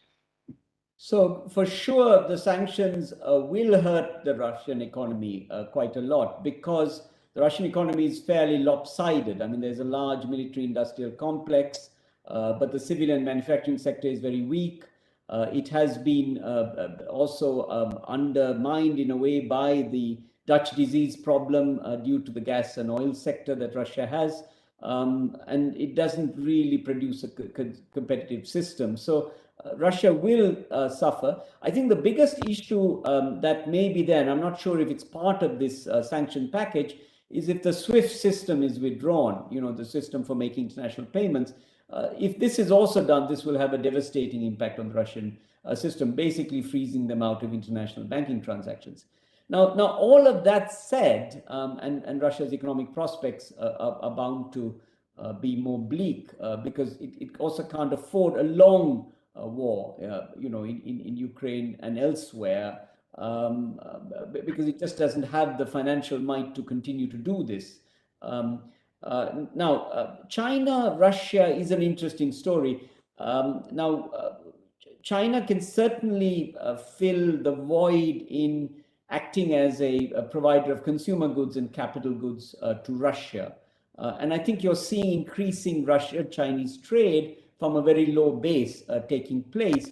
Now, whether the Shanghai Cooperation Organization and other means of a Russia-China trade deal are there, we have to see, because China, while it naturally wants to support Russia in the context of this type of conflict it has with the United States, will also be wary of pushing or overplaying its hand, mainly because of the interdependence between China and the US. And that is quite significant. And I would argue that economic interdependence, as I mentioned, with Factory Asia, China being the world's factory, with parts and components coming from other parts of Asia, Japan, Korea, etc., but the final market being in the United States and Europe, really has brought a sobering reality in Beijing. And if China were to accelerate this dual circulation model with domestic consumption, over time, some dependence may be there, taken away, because Asia is the world's largest producer today, increasingly the world's largest consumer, increasingly the world's largest saver, particularly East Asia. But it's not decoupled from the US and the West, and I think that's a bit of a myth. So interdependence will be a check on China being overtly friendly towards Russia. I think China's interest relies much more on interdependence with the United States and Europe than perhaps its alliance with Russia. it's less dependent. So I think that's sort of my take. Hit on Russia from this crisis, it can't sustain it, and also China's calculation will be not to upset the apple cart too much by going into a full-blown conflict with the US at this stage. Thank you. Thank you very much for a very insightful and advanced perspective. Now we request Ambassador Arun is there. Arun K. Singh. Ambassador Arun, would you like to say something at this juncture before I open the question answer session? Sure. So I can make some comments, very brief comments based on what has been said so far. And I think, as you mentioned, very rich sort of discussion. So I was assigned in Moscow in the second half of the 1990s, when the first decision on NATO expansion to the east was worked out by the US and the West. And I could sense in Russia the deepening of the feeling that Russia was not seen anymore as a partner. And I think you referred also to the comments that George Kennan had made.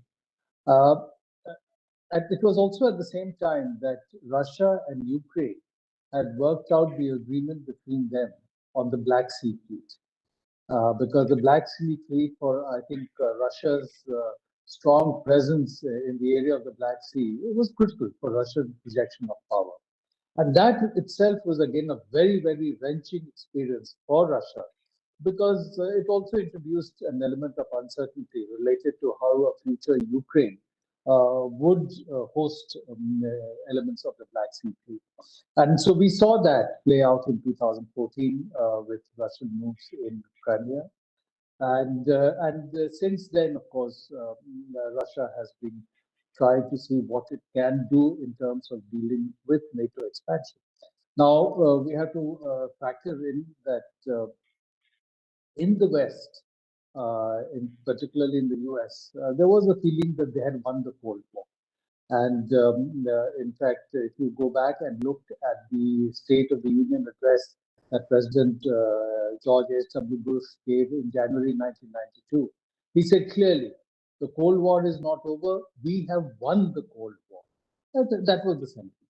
And at the time of President Clinton, when he was going in for his re-election, there were people of East European origin in the US, in some of the key states, Michigan, Wisconsin, Pennsylvania, and for whose votes President Clinton needed to support the expansion of NATO to the east, a demand that was being lobbied very heavily by East European countries, including Poland and the others. And therefore, they had a certain political compulsion also to allow or lead the NATO expansion to the east. So there is elements of geopolitics, geostrategy, but there is also elements of domestic compulsion on all sides that is playing out here. So, of course, at one level, the First Cold War was formulated in terms of difference in ideology, communism versus capitalism.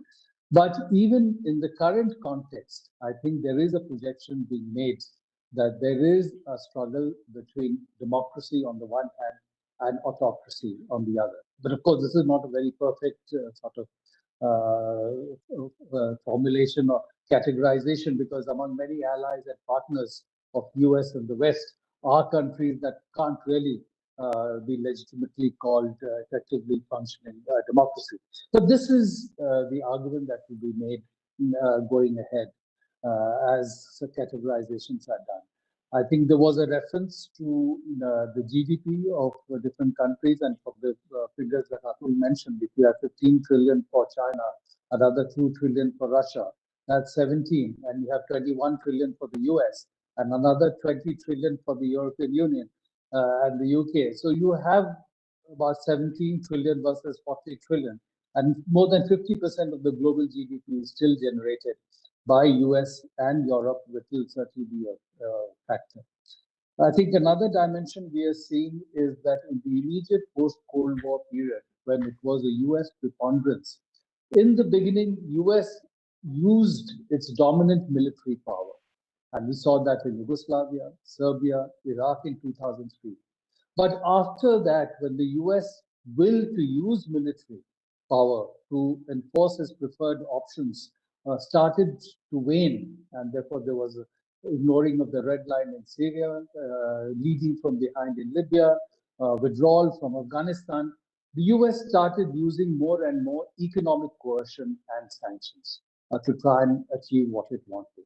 But there are limits to that. And I think as this progresses, we will find certainly that other countries, including Russia and China, will try and work out mechanisms to protect themselves from US economic sanctions coercion. That will be done even in the context of Iran, for example. There are reports of China helping Iran sort of evade some of the sanctions that the US has imposed by buying oil from Iran. Again, going ahead, I think one of the complicating factors would be, contrary to what we saw in the time of the First World War, the economic and other relations that are there between the US and Europe and on one side and Russia and China on the other. For example, on gas, Europe is dependent for 90% of its gas requirements based on imports, and 50% of that comes from Russia. Now, how do they handle that? And even within there, the dependence of Germany and Italy is much more than some of the other European countries. If you look at China, for example, Europe has been very reluctant to join US articulations related to China. Of course, now there is some convergence where Europe talks of China as a negotiating partner, a competitor, and a systemic rival. And the US is also talking of China, where there would be competition, there would be confrontation and cooperation in certain areas. But despite policy formulation, US and European companies still remain heavily engaged in China. And according to surveys done in China, most of the US companies based in China are not pulling out of China. In fact, they are looking at enhancing their presence, enhancing their investment in China. And similarly, the same is the story related to European companies. For example, the head of Volkswagen was asked at one point about what was happening in Xinjiang, and he said he knew nothing about that. And so they are just looking at their economic engagement to going ahead. So one question that arises that if the US is not able to deal effectively with a two fronts challenge, will it try to accommodate one more than the other? And which is that front where it will be willing to show accommodation? Would it be on the front with Russia? Would it be on the front with China? And many have argued that given the linkage of US companies with the Chinese economy, perhaps there would be greater willingness to show some accommodation to China to sort of lessen somewhat the Russia-China convergence at the moment. But again, we'll have to see how that plays out. And in all this competition, I think one thing that we'll have to watch out for is what is happening in terms of the critical and emerging technologies. Artificial intelligence, quantum, cyber, 6G, space, biotech, because the developments in these areas and who leads in these areas will also influence the shape of the geopolitical competition that plays out. So these were some of the thoughts that I wanted to share further based on the comments that came in. Thank you. Thank you very much, Ambassador Arun. It's very clearly emerged that things are getting very, very complicated. And today there was an editorial in Global Times, and they very clearly, taking no sides there, Chinese. And they say it's a very complicated game and we are neither this side nor that side. It's clearly that the China is emerging as a dark horse and probably they're getting more opportunities than the challenges as the new geopolitical situation is emerging. Having said that, now let's throw the house open for question and answer session. Let's begin with the people who are digitally connected. Are there any questions from outside? Just very briefly. Just give me the crux of the question. Yes, sir. There's a question on India has been trying to delicately balance its geo-economic and geostrategic interests between Russia and US. While Russia embraces China, what options India has in this changing foreign policy architecture? Okay, 1 second. The second one is from our Sri Lankan friend Rishan De Silva. He is saying that in the original Cold War, Sri Lanka along with India were part of non-aligned movement, which was not formally aligned with or against any major power bloc. What role does the NAM and India as a founder member take in this new Cold War? Thank you. So we'll address these questions. I'll request Ambassador Arun K. To please address these questions on geopolitical options of India. That is United States vis-a-vis Russia. And the second thing is any future of NAM, and you may like to dilate on what happens to our so-called strategic autonomy and now that multi-vector engagement foreign policy. Is there a case for us to review or have a little more calibrated approach? And then we'll request other guests to speak, but if you've been dealing with it right at the very apex level, I thought I'll request you for a response.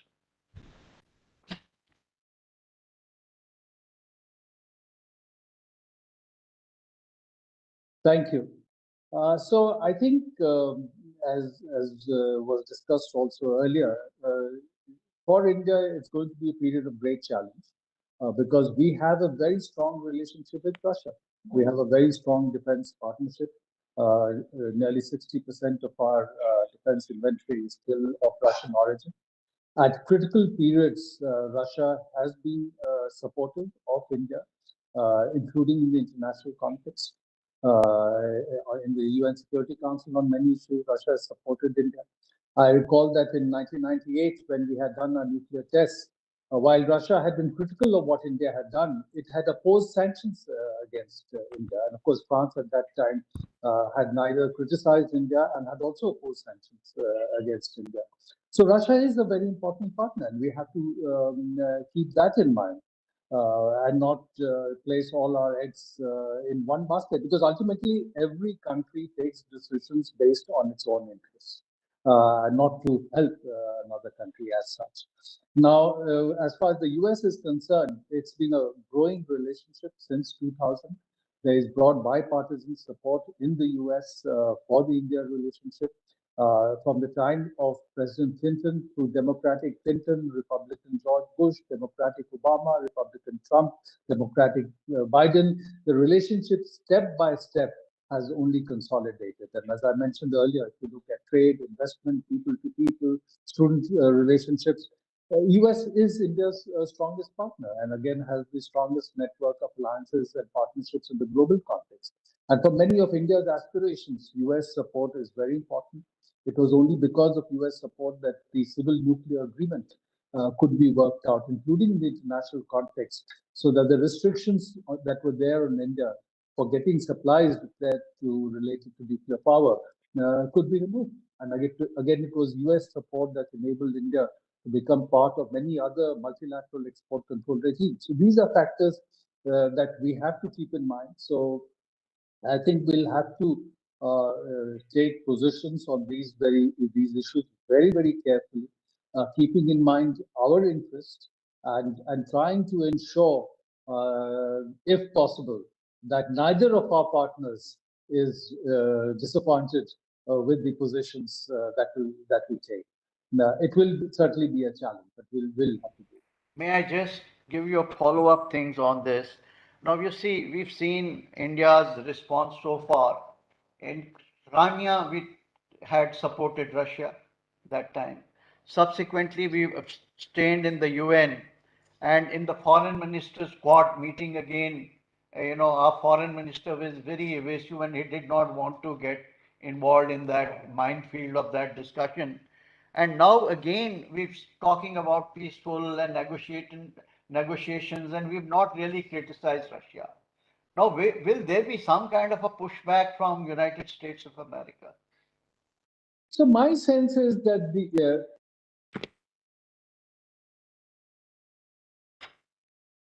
Sound?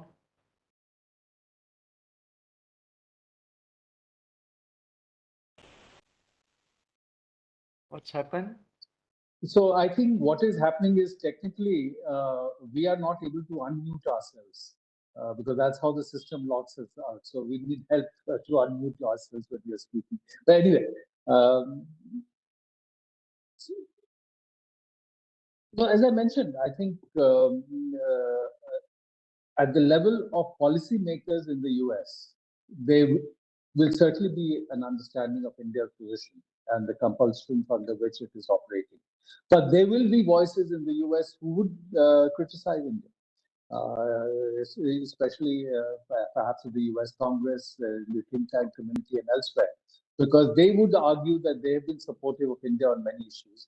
They've been supportive in terms of the Civil Nuclear Cooperation Agreement, and which helped to remove all the restrictions related to nuclear power technology, and no other country could have done that. They have been very supportive of India in the context of China.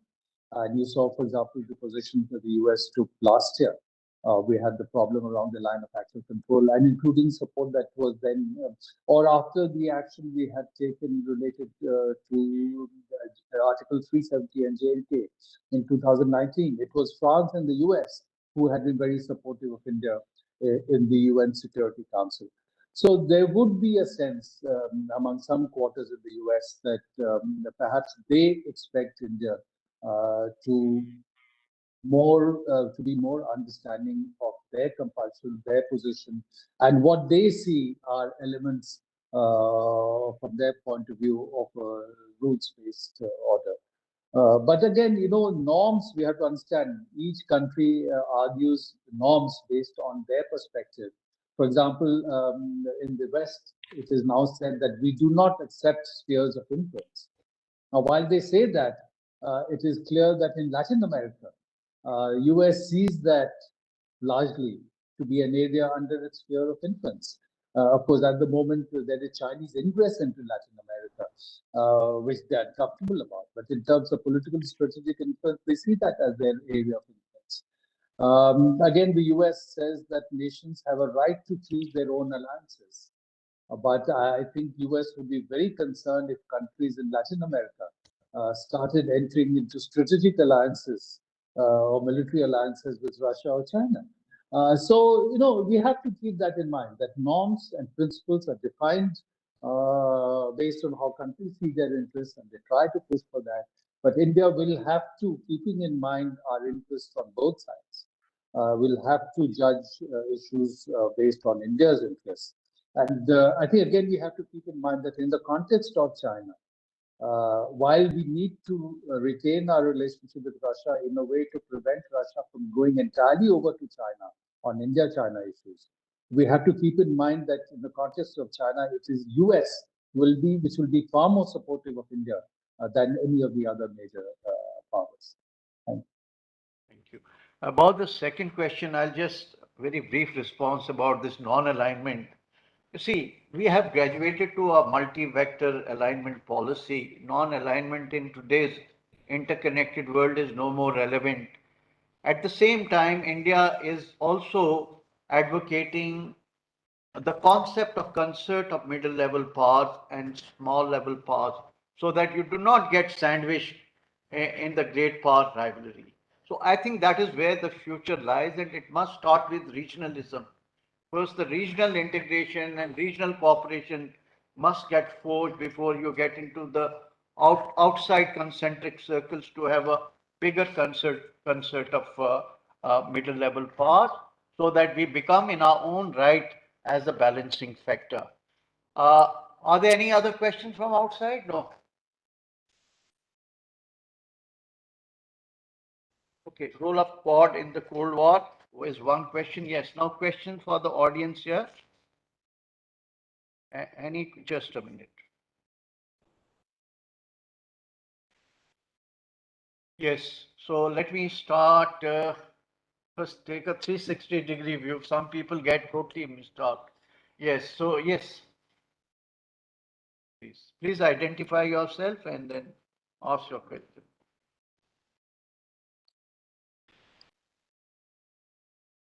This is Commodore Mamik. I have three odd questions. The first one is, can the Chinese absorb the excess gas coming from Russia, which is being stopped to Europe? I don't think they can. The second question is, this question is to Shri Atul, and did the entry of China into the WTO lead to this new Cold War? And also that to Mr. Christopher, that did the United States non-signature of UNCLOS lead to the Chinese excursion into the South China Sea and their lack of response to that?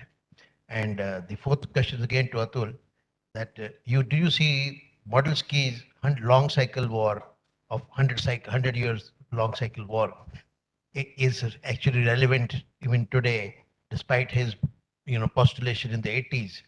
And this comment, because World War I, 1914, and now you see rising power, the challenger, the the receding power, and exactly the contestation is along the similar lines to what Modelsky had forecast. Thank you very much. Okay, so first I think I'll request Mr. Christopher, and rest of the question I'll direct it to you. Mr. Christopher, what role do you visualize of Quad in the new Cold War? You are the driving force of Quad. So that's why I've thrown that question at you. Okay, so how do I see the Quad fitting into the new Cold War? It's interesting, the previous comments about self-determination, spheres of influence, and all of that. There will be mutual points of agreement where very large and intimidating factors will find a very high degree of consensus. So let's take the American-Indian relationship within the Quad. America has been very understanding of the S-400 and the S-500 missiles that India is taking delivery of. So much so that, in fact, there are carve-outs in legislation that have been proposed. I don't know if passed, but even if not passed, there's absolutely zero appetite to go after India because technically that's a violation. I don't remember which law.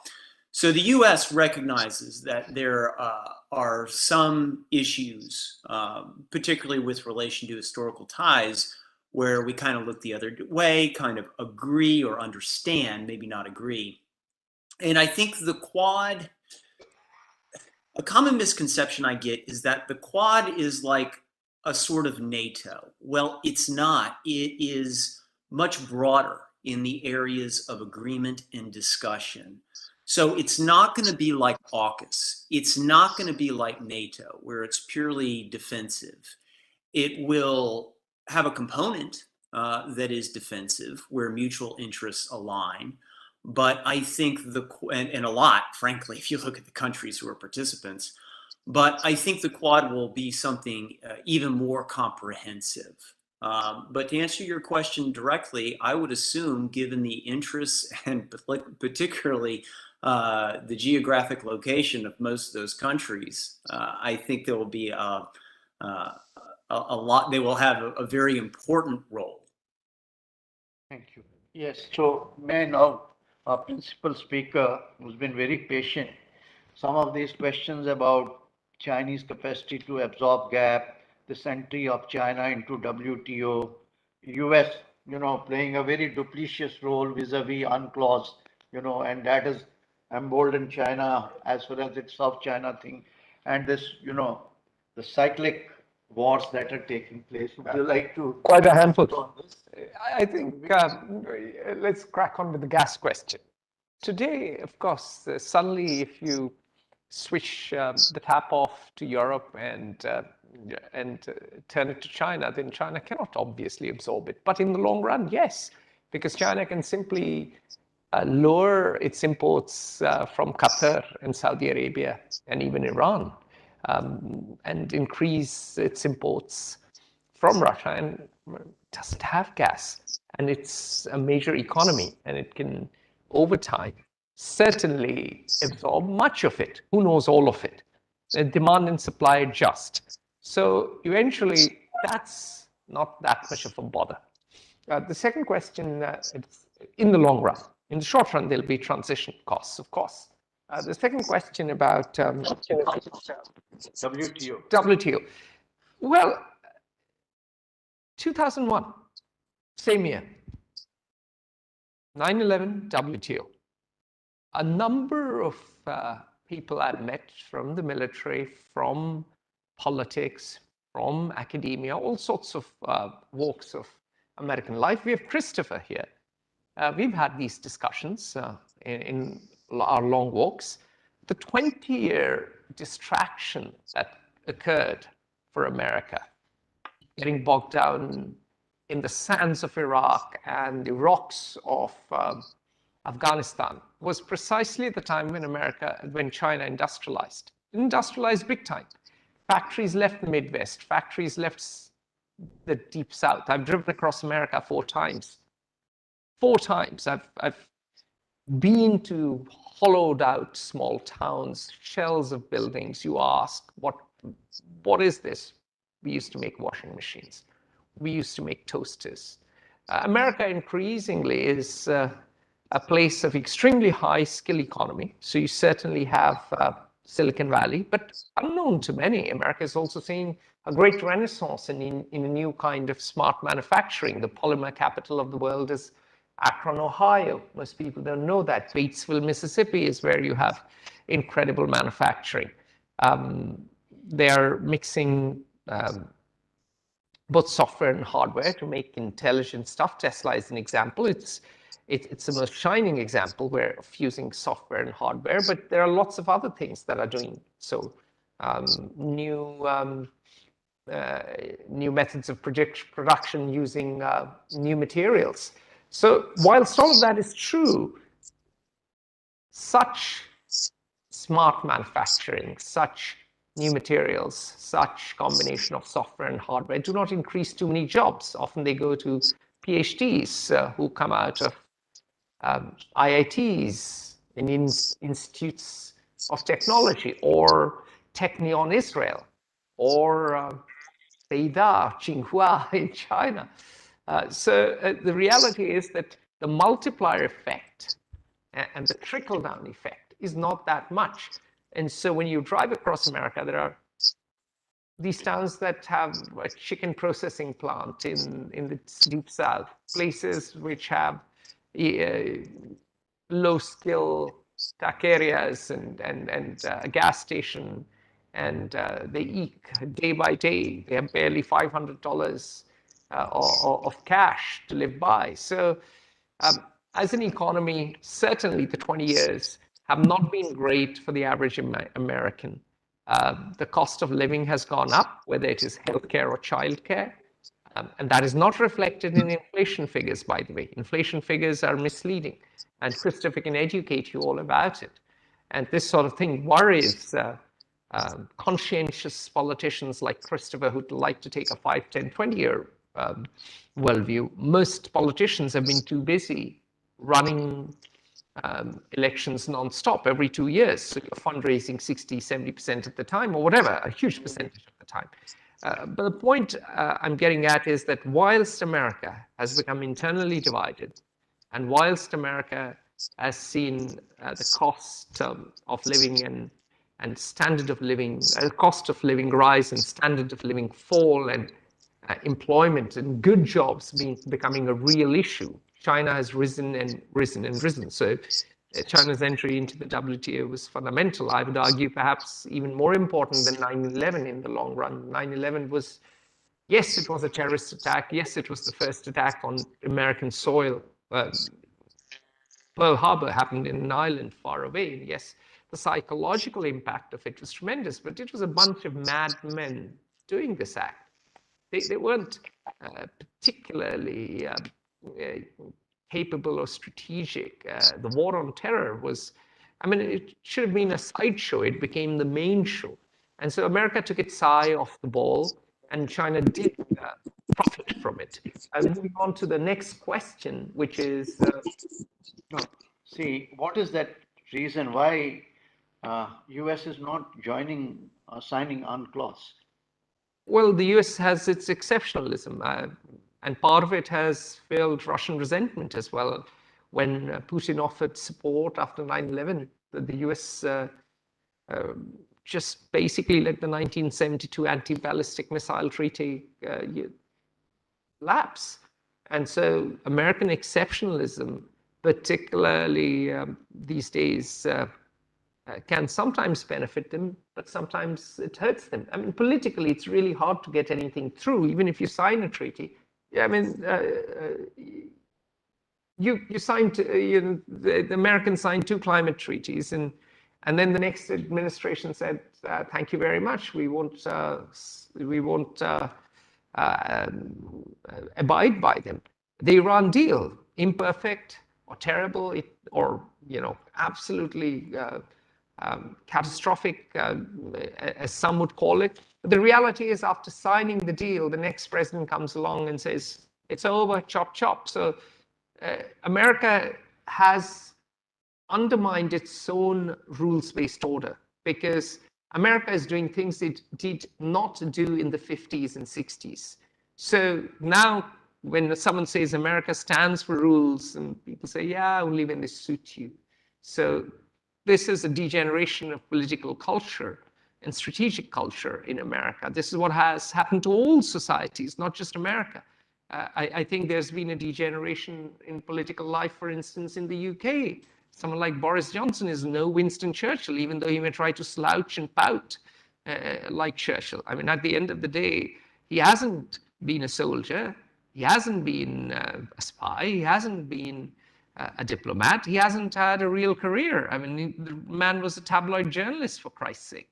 And so you have leaders like that who are populists, who undermine institutions, and that has been across the board. So, and that brings me very nicely onto the final question: that is, will there be a war after a century? And I think this is almost inevitable in democracies. We can go back to if we want to, we can go back to none other than Athens. Athens degenerated into a cesspool of vicious, competing interest groups. And mind you, it was a small democracy. And of course, they ended up in the Peloponnesian War. They had the plague.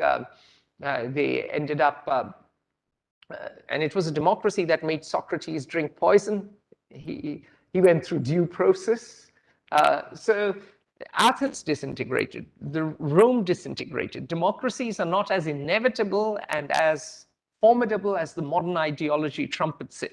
Democracies can degenerate into identity groups, interest groups. And what is woke politics all about? At its essence, it is, I am lesbian, I'm gay, I'm bisexual, I'm transgender. And if I remember correctly, and Christopher is here, he can correct me, there was a time when US military soldiers were getting funded for transgender sex change operations, but they couldn't have a treatment IVF fertility treatment. So and everyone, tomorrow someone will say, I'm a spotted hyena, and there are 5 of us who feel like spotted hyenas, and we need special rights and special bathrooms. And at a time when you have big challenges, the disintegration of America into such identity groups, and let's not even begin about interest groups. There are so many interest groups in America. I mean, for instance, of course, there is the insurance industry in healthcare, but then, of course, there are the doctors as well. And then, of course, there are the pharmaceutical agencies. And then, of course, there are the tort lawyers, whom hardly anyone mentions, because if you get one thing wrong, you get sued to oblivion as a doctor. So you prescribe 10 tests when you need 2, or maybe just 1. And so the disintegration of America into interest groups where everyone watches out for their own little tribe and forgets a sense of broader public good and common purpose. So this narrowing of the community, the disintegration of a broader community with public interest in mind, where foreign policy, where sort of politics stops at the shore, and this ability to look beyond your nose in a society with non-stop elections. That is a problem not just with America. With America, it's magnified because it's a superpower. It's a problem for the UK. It is a problem for the EU. It's a problem for India. It's a problem that all democracies face. And democracies, I always point out, I take a contrarian view. Democracies are young and fragile. 1789, there was a king. 1776 was the Declaration of Independence. We have an American sitting here. That war continued till 1782. Women got the vote in 1920 after World War I because the men were away at the front. Conveniently, and pay was going to women. Not just their own pay when they were working in the factories, but the pay of the men at the front. So 1920 is when women get the vote. It's just been a century. The countries such as India got independence starting 1947. Democracy is young and fragile. It's like a teenager. Democracies are exactly like the teenager who may have great potential and do great things, but can also start snorting cocaine and having whiskey. So democracies have to be tended, and they're delicate affairs. And what do they even mean? You could have voting, but people could lose interest. In Russia, in some ways, and I'll bring a name, Vladislav Surkin, who I think is one of the best at this game of myth-making. He is perhaps even cleverer than Joseph Goebbels, and that's saying something. I mean, all the trappings of democracy exist in Russia. Do they have elections? Of course they do. Did Putin step down from power? Of course he did. Does he just send troops over like Hitler? No. First, these republics have declared independence, then there'll be a referendum, the same model as Crimea. So I'll close it at that yes, people forget what war and hardship is like. Democracies and societies decline. And precisely when they decline and you get a political elite and a bureaucratic elite that is out of touch and is unable to factor in long-term interests, and they've all shrunk to their narrow sectarian interests, and combine that with identity politics, the risk of conflict shoots sky high.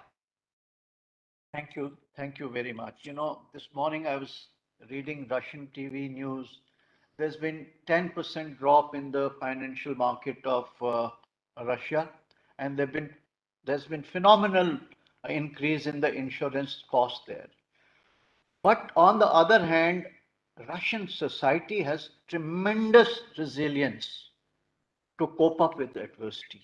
World War II, Napoleon. Because their pride has really been hurt very badly, and they can live through this economic contraction and economic distress. So I think we are in for a long haul. Yes, Dr. Roshan. And then who else has a question? Yes, General Asthana. Okay. Quick question. Thank you, General Sharma. Coming back to new Cold War, we know that Cold War had military as an important pillar.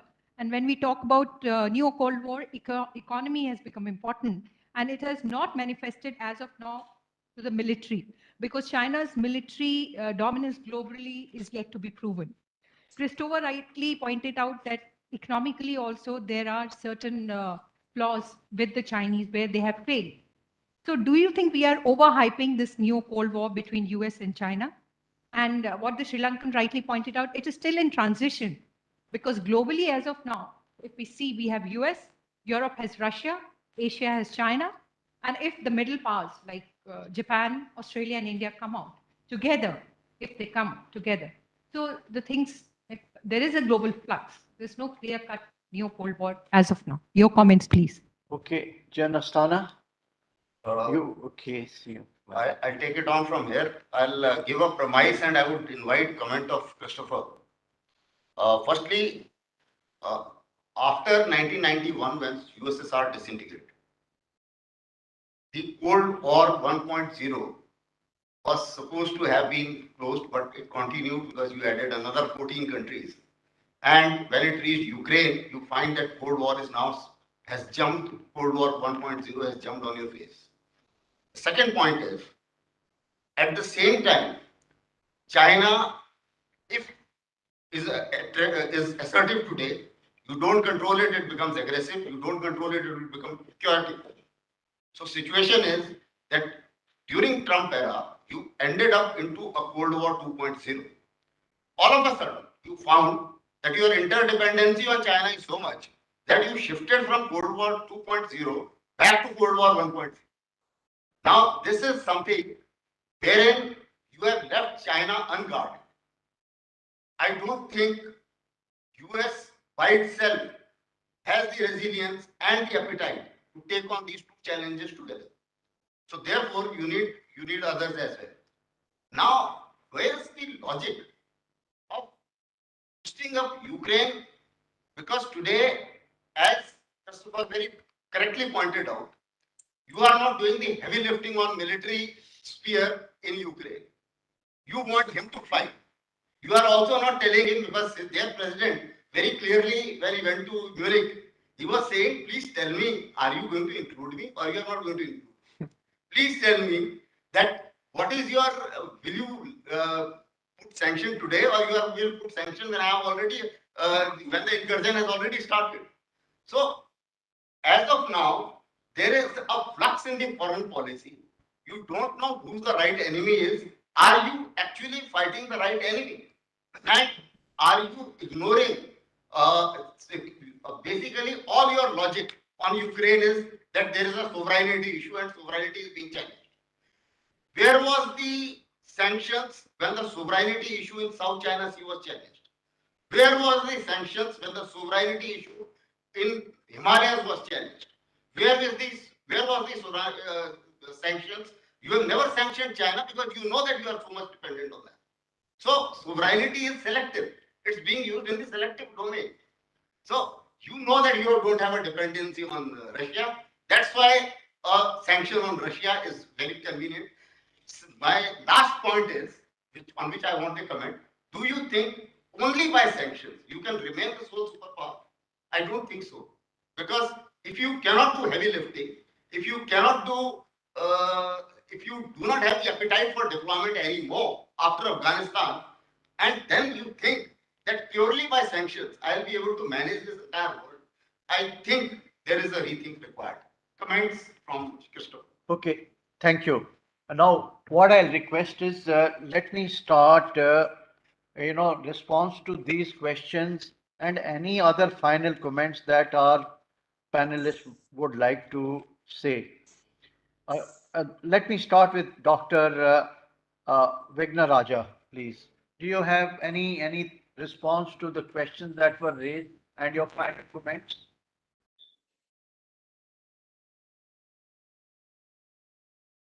Yes, yes, thank you very much. Just a couple of small responses. On this question of China joining the World Trade Organization and what impact that had, I just want to say that the main benefit was changing all the laws and regulations in China to make it very market friendly. And that was an important factor in locking in the domestic reform agenda of China. So Chinese did domestic reforms. They went to the WTO and did additional reforms in order to lock in the provisions there. And that was the factor. So there was a two-stage process. The WTO alone was not sufficient for China to emerge in the way that it has. And don't forget, China also had a huge dividend got from investing in decades of primary, tertiary, and other types of upskilling, which foreign investment was able to exploit. And that's how it became the global factory. So it's not just a simple magic bullet of the WTO membership conferring anything, but a combination of factors that came to play. Just this issue of the Cold War, yes, I think it's probably a transition issue. And I think we will see how the Ukraine crisis plays out. And what it really means for India, I think, is really this issue of neutrality tilting towards the US while trying to keep some sort of friendship with Russia. And I think it's going to be a very big struggle for India.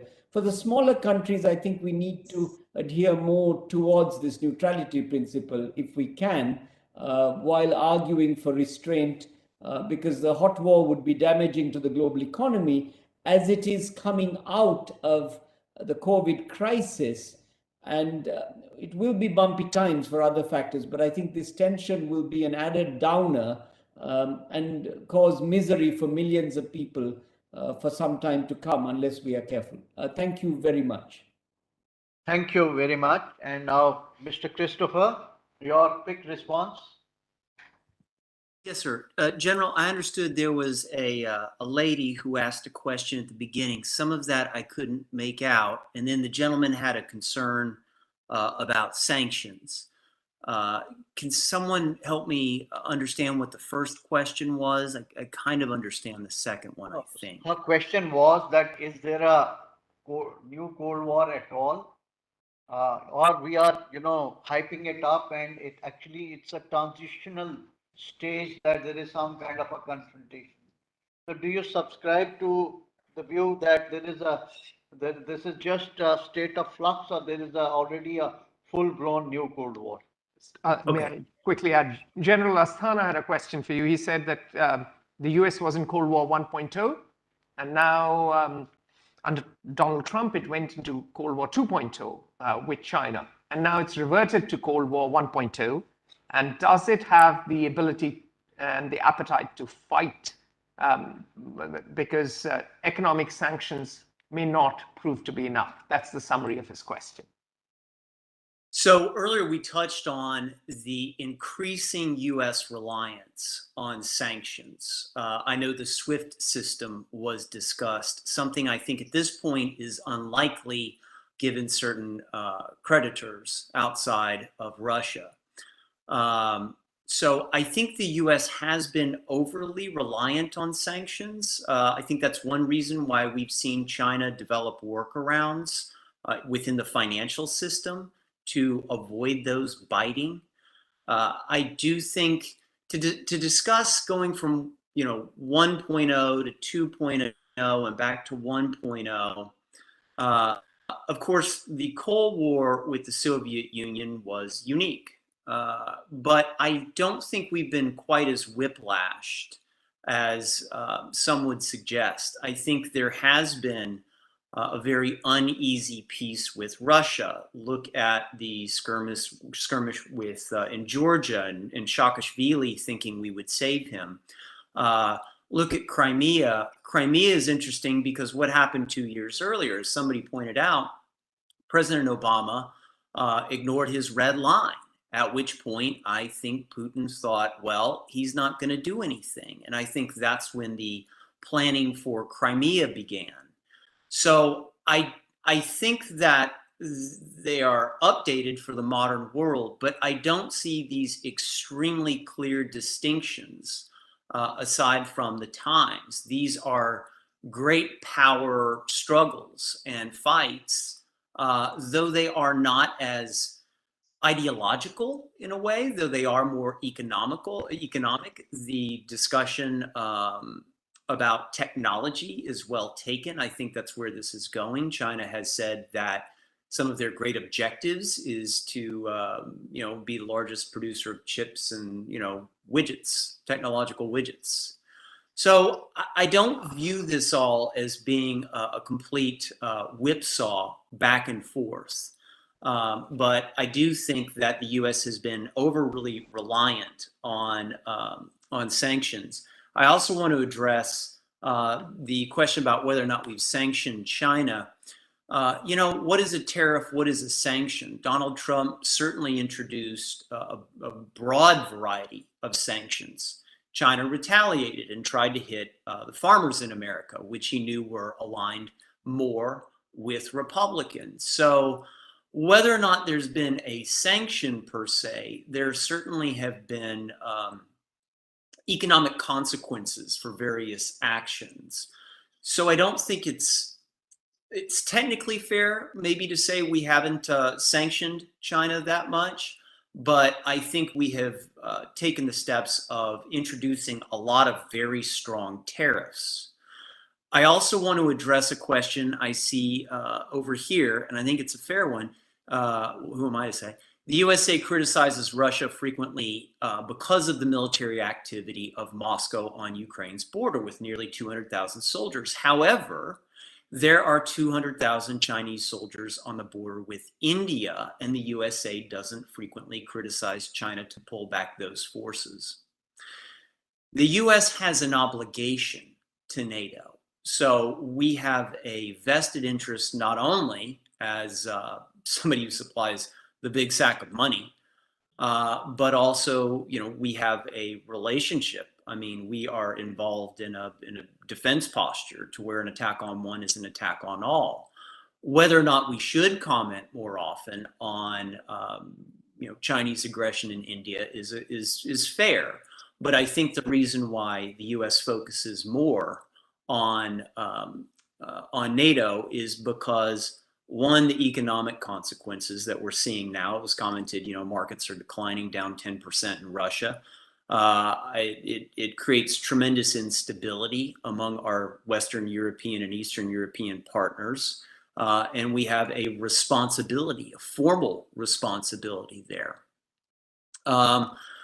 I would only close with some additional remarks, I suppose, on Chinese nationalism, which is disconcerting to me, because a nationalism that marginalizes risk or fails to recognize internal problems is posed to behave irrationally. I mean, China faces internal unease, a top-down government that's more like a cult of personality at this point, an economy increasingly built on zombie state-owned enterprises, a population decline. We've talked about wounded pride, both in terms of China and Russia, and the classic growing old before becoming rich problem.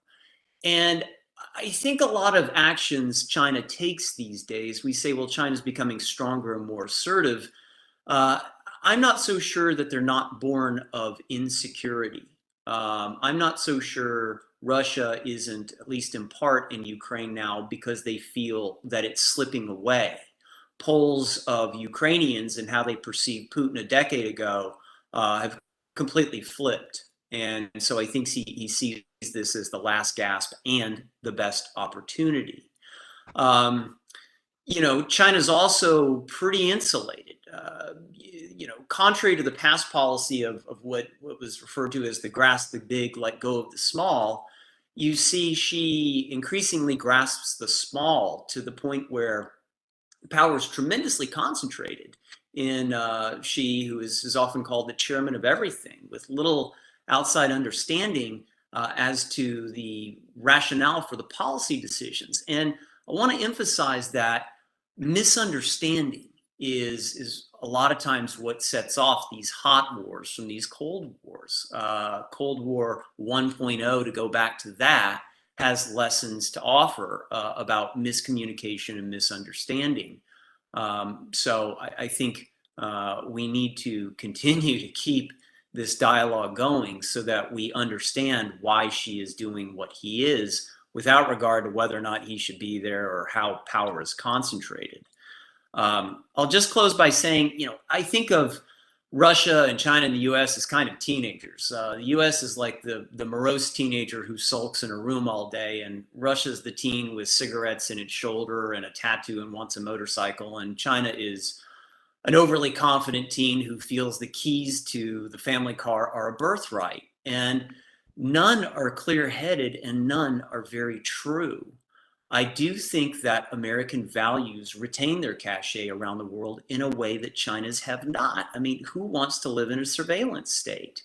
But does the West have the will to defend those values? So I think that is a tremendous concern of mine. And with that, I'll close. Thank you very much. Your concluding remarks. Well, anything to say? I just have to respond to each question. No, I just have one thing to say. The lady said that the Cold War, the first Cold War, was military. I would say the first Cold War was everything. It was military, it was ideology, it was economics, and eventually what destroyed the Soviet Union was empty bread shelves. Blue jeans and rock and roll won because they were far more attractive than Brezhnev, who wanted to live in a surveillance state, to echo Christopher. And the Soviet Union was a surveillance state. Beria was in charge and people were getting killed left, right, center. Millions of kulaks died in the 30s. In fact, Ukrainian kulaks died in the 30s. They suffered. And there's that burning resentment in Ukraine as a result. Just as there's Russian resentment, there is Ukrainian resentment. And the Ukrainians welcomed the Nazis in World War II when they first arrived, some of them, the Western ones. Now, of course, when they realized that the Nazis thought of all Slavs as Untermensch, then they quickly turned around because the Nazis weren't exactly nice. But we must never forget that Stalin killed more people in Ukraine than Hitler. So history is a way of coming back. There's never really an end to history. And Christopher's analogy of two teenagers is right. I'll add to that just one line. I would say that we're living at a time when political systems, both in the US and Europe, as well as in Russia and China, are under tremendous internal strain. It's the pressure cooker effect. In Russia, what happens if Vladimir Putin slips in the bathroom and cracks open his skull? What happens if Xi Jinping trips over, has a concussion, and then ends up in coma like our late Foreign Minister Jaswant Singh, with whom I worked for a bit? What happens? What is the succession plan?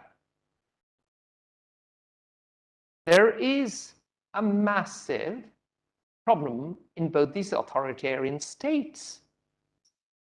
Power is concentrated, and they are no more immortal than Genghis Khan or the great pharaohs or you and me. We will all shuffle out of our mortal coil, to quote or paraphrase Shakespeare very poorly. That's a big problem there. Institutions have weakened. They've all become more and more, these states and societies, engineered around personality cults. So there's a huge weakness, as Christopher points out, both in Russia and China.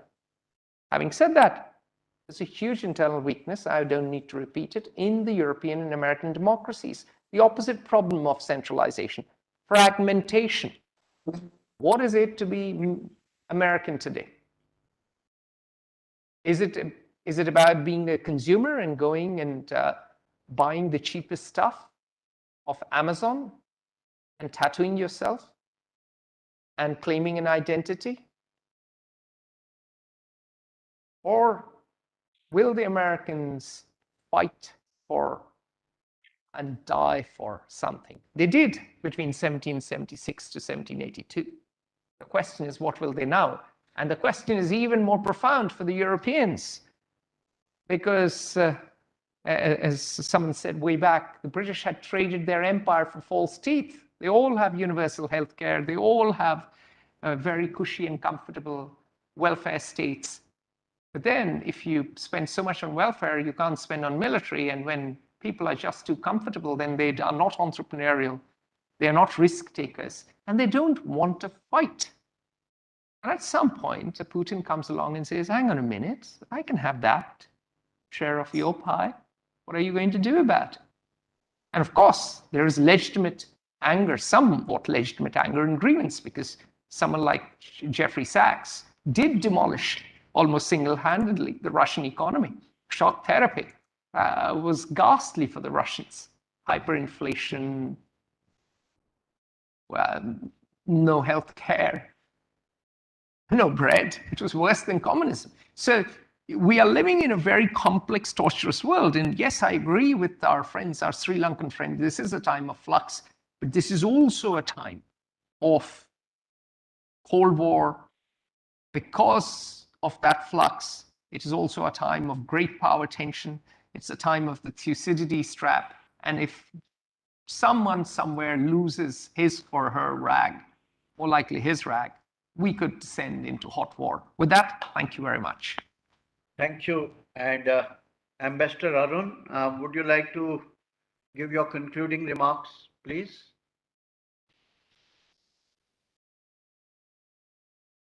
Okay. So finally, I just want to say that presently we are really into a zero-sum game kind of a scenario.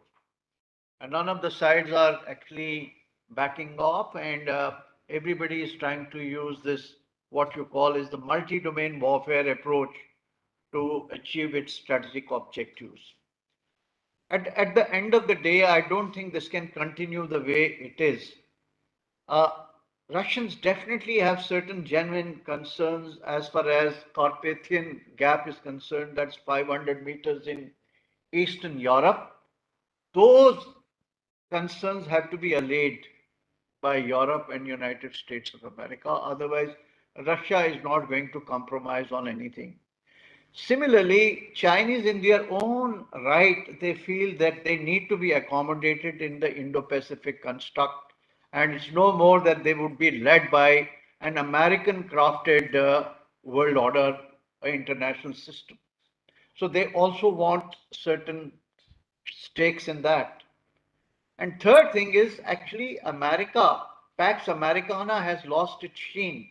And it is time for America to reinvent itself, become more competitive, become a genuine democracy and provide leadership by leading from the front in terms of what the democratic values should be, and provide an alternate model to the world which requires development. For example, African continent, some of these East European countries, some of the European countries, they require development, and Chinese with their deep pockets and very quick decision making are filling up that vacuum. Unless the world gets an alternate model, that this competition is going to stay. So my own vision is that I think in coming one decade, this is going to play out at level that we are seeing it.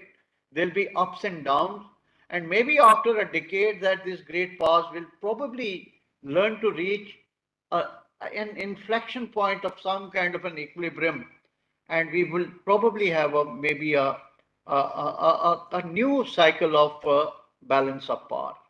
Till then, I don't visualize there's going to be a hot war because the cost for everybody is extremely high. But this multi-domain warfare, we're seeing a classic case in example. I think this is the new flavor of the season, and all countries who are indulging in it, they should be prepared, particularly a country like India. I don't think today United States of America is braced for fighting in the multi-domain warfare vis-a-vis Chinese and Russians who have achieved great skills and mastery in prosecuting, planning and prosecuting this kind of a warfare. So with this, all it remains for me is to thank Mr. Atul, who has enlightened us with his very deep insight, and we have a relationship with fair observers. We are going to do more and more number of events with them, and other panelists from Sri Lanka and Christopher, for him particularly, it's very awkward time to be with us because I think it's midnight there. So thanks a lot. It's 3 a.m. And for all the audience and those people who are digitally connected. And we look forward to more such participation in times to come. So finally, the refreshment is laid out outside. May I request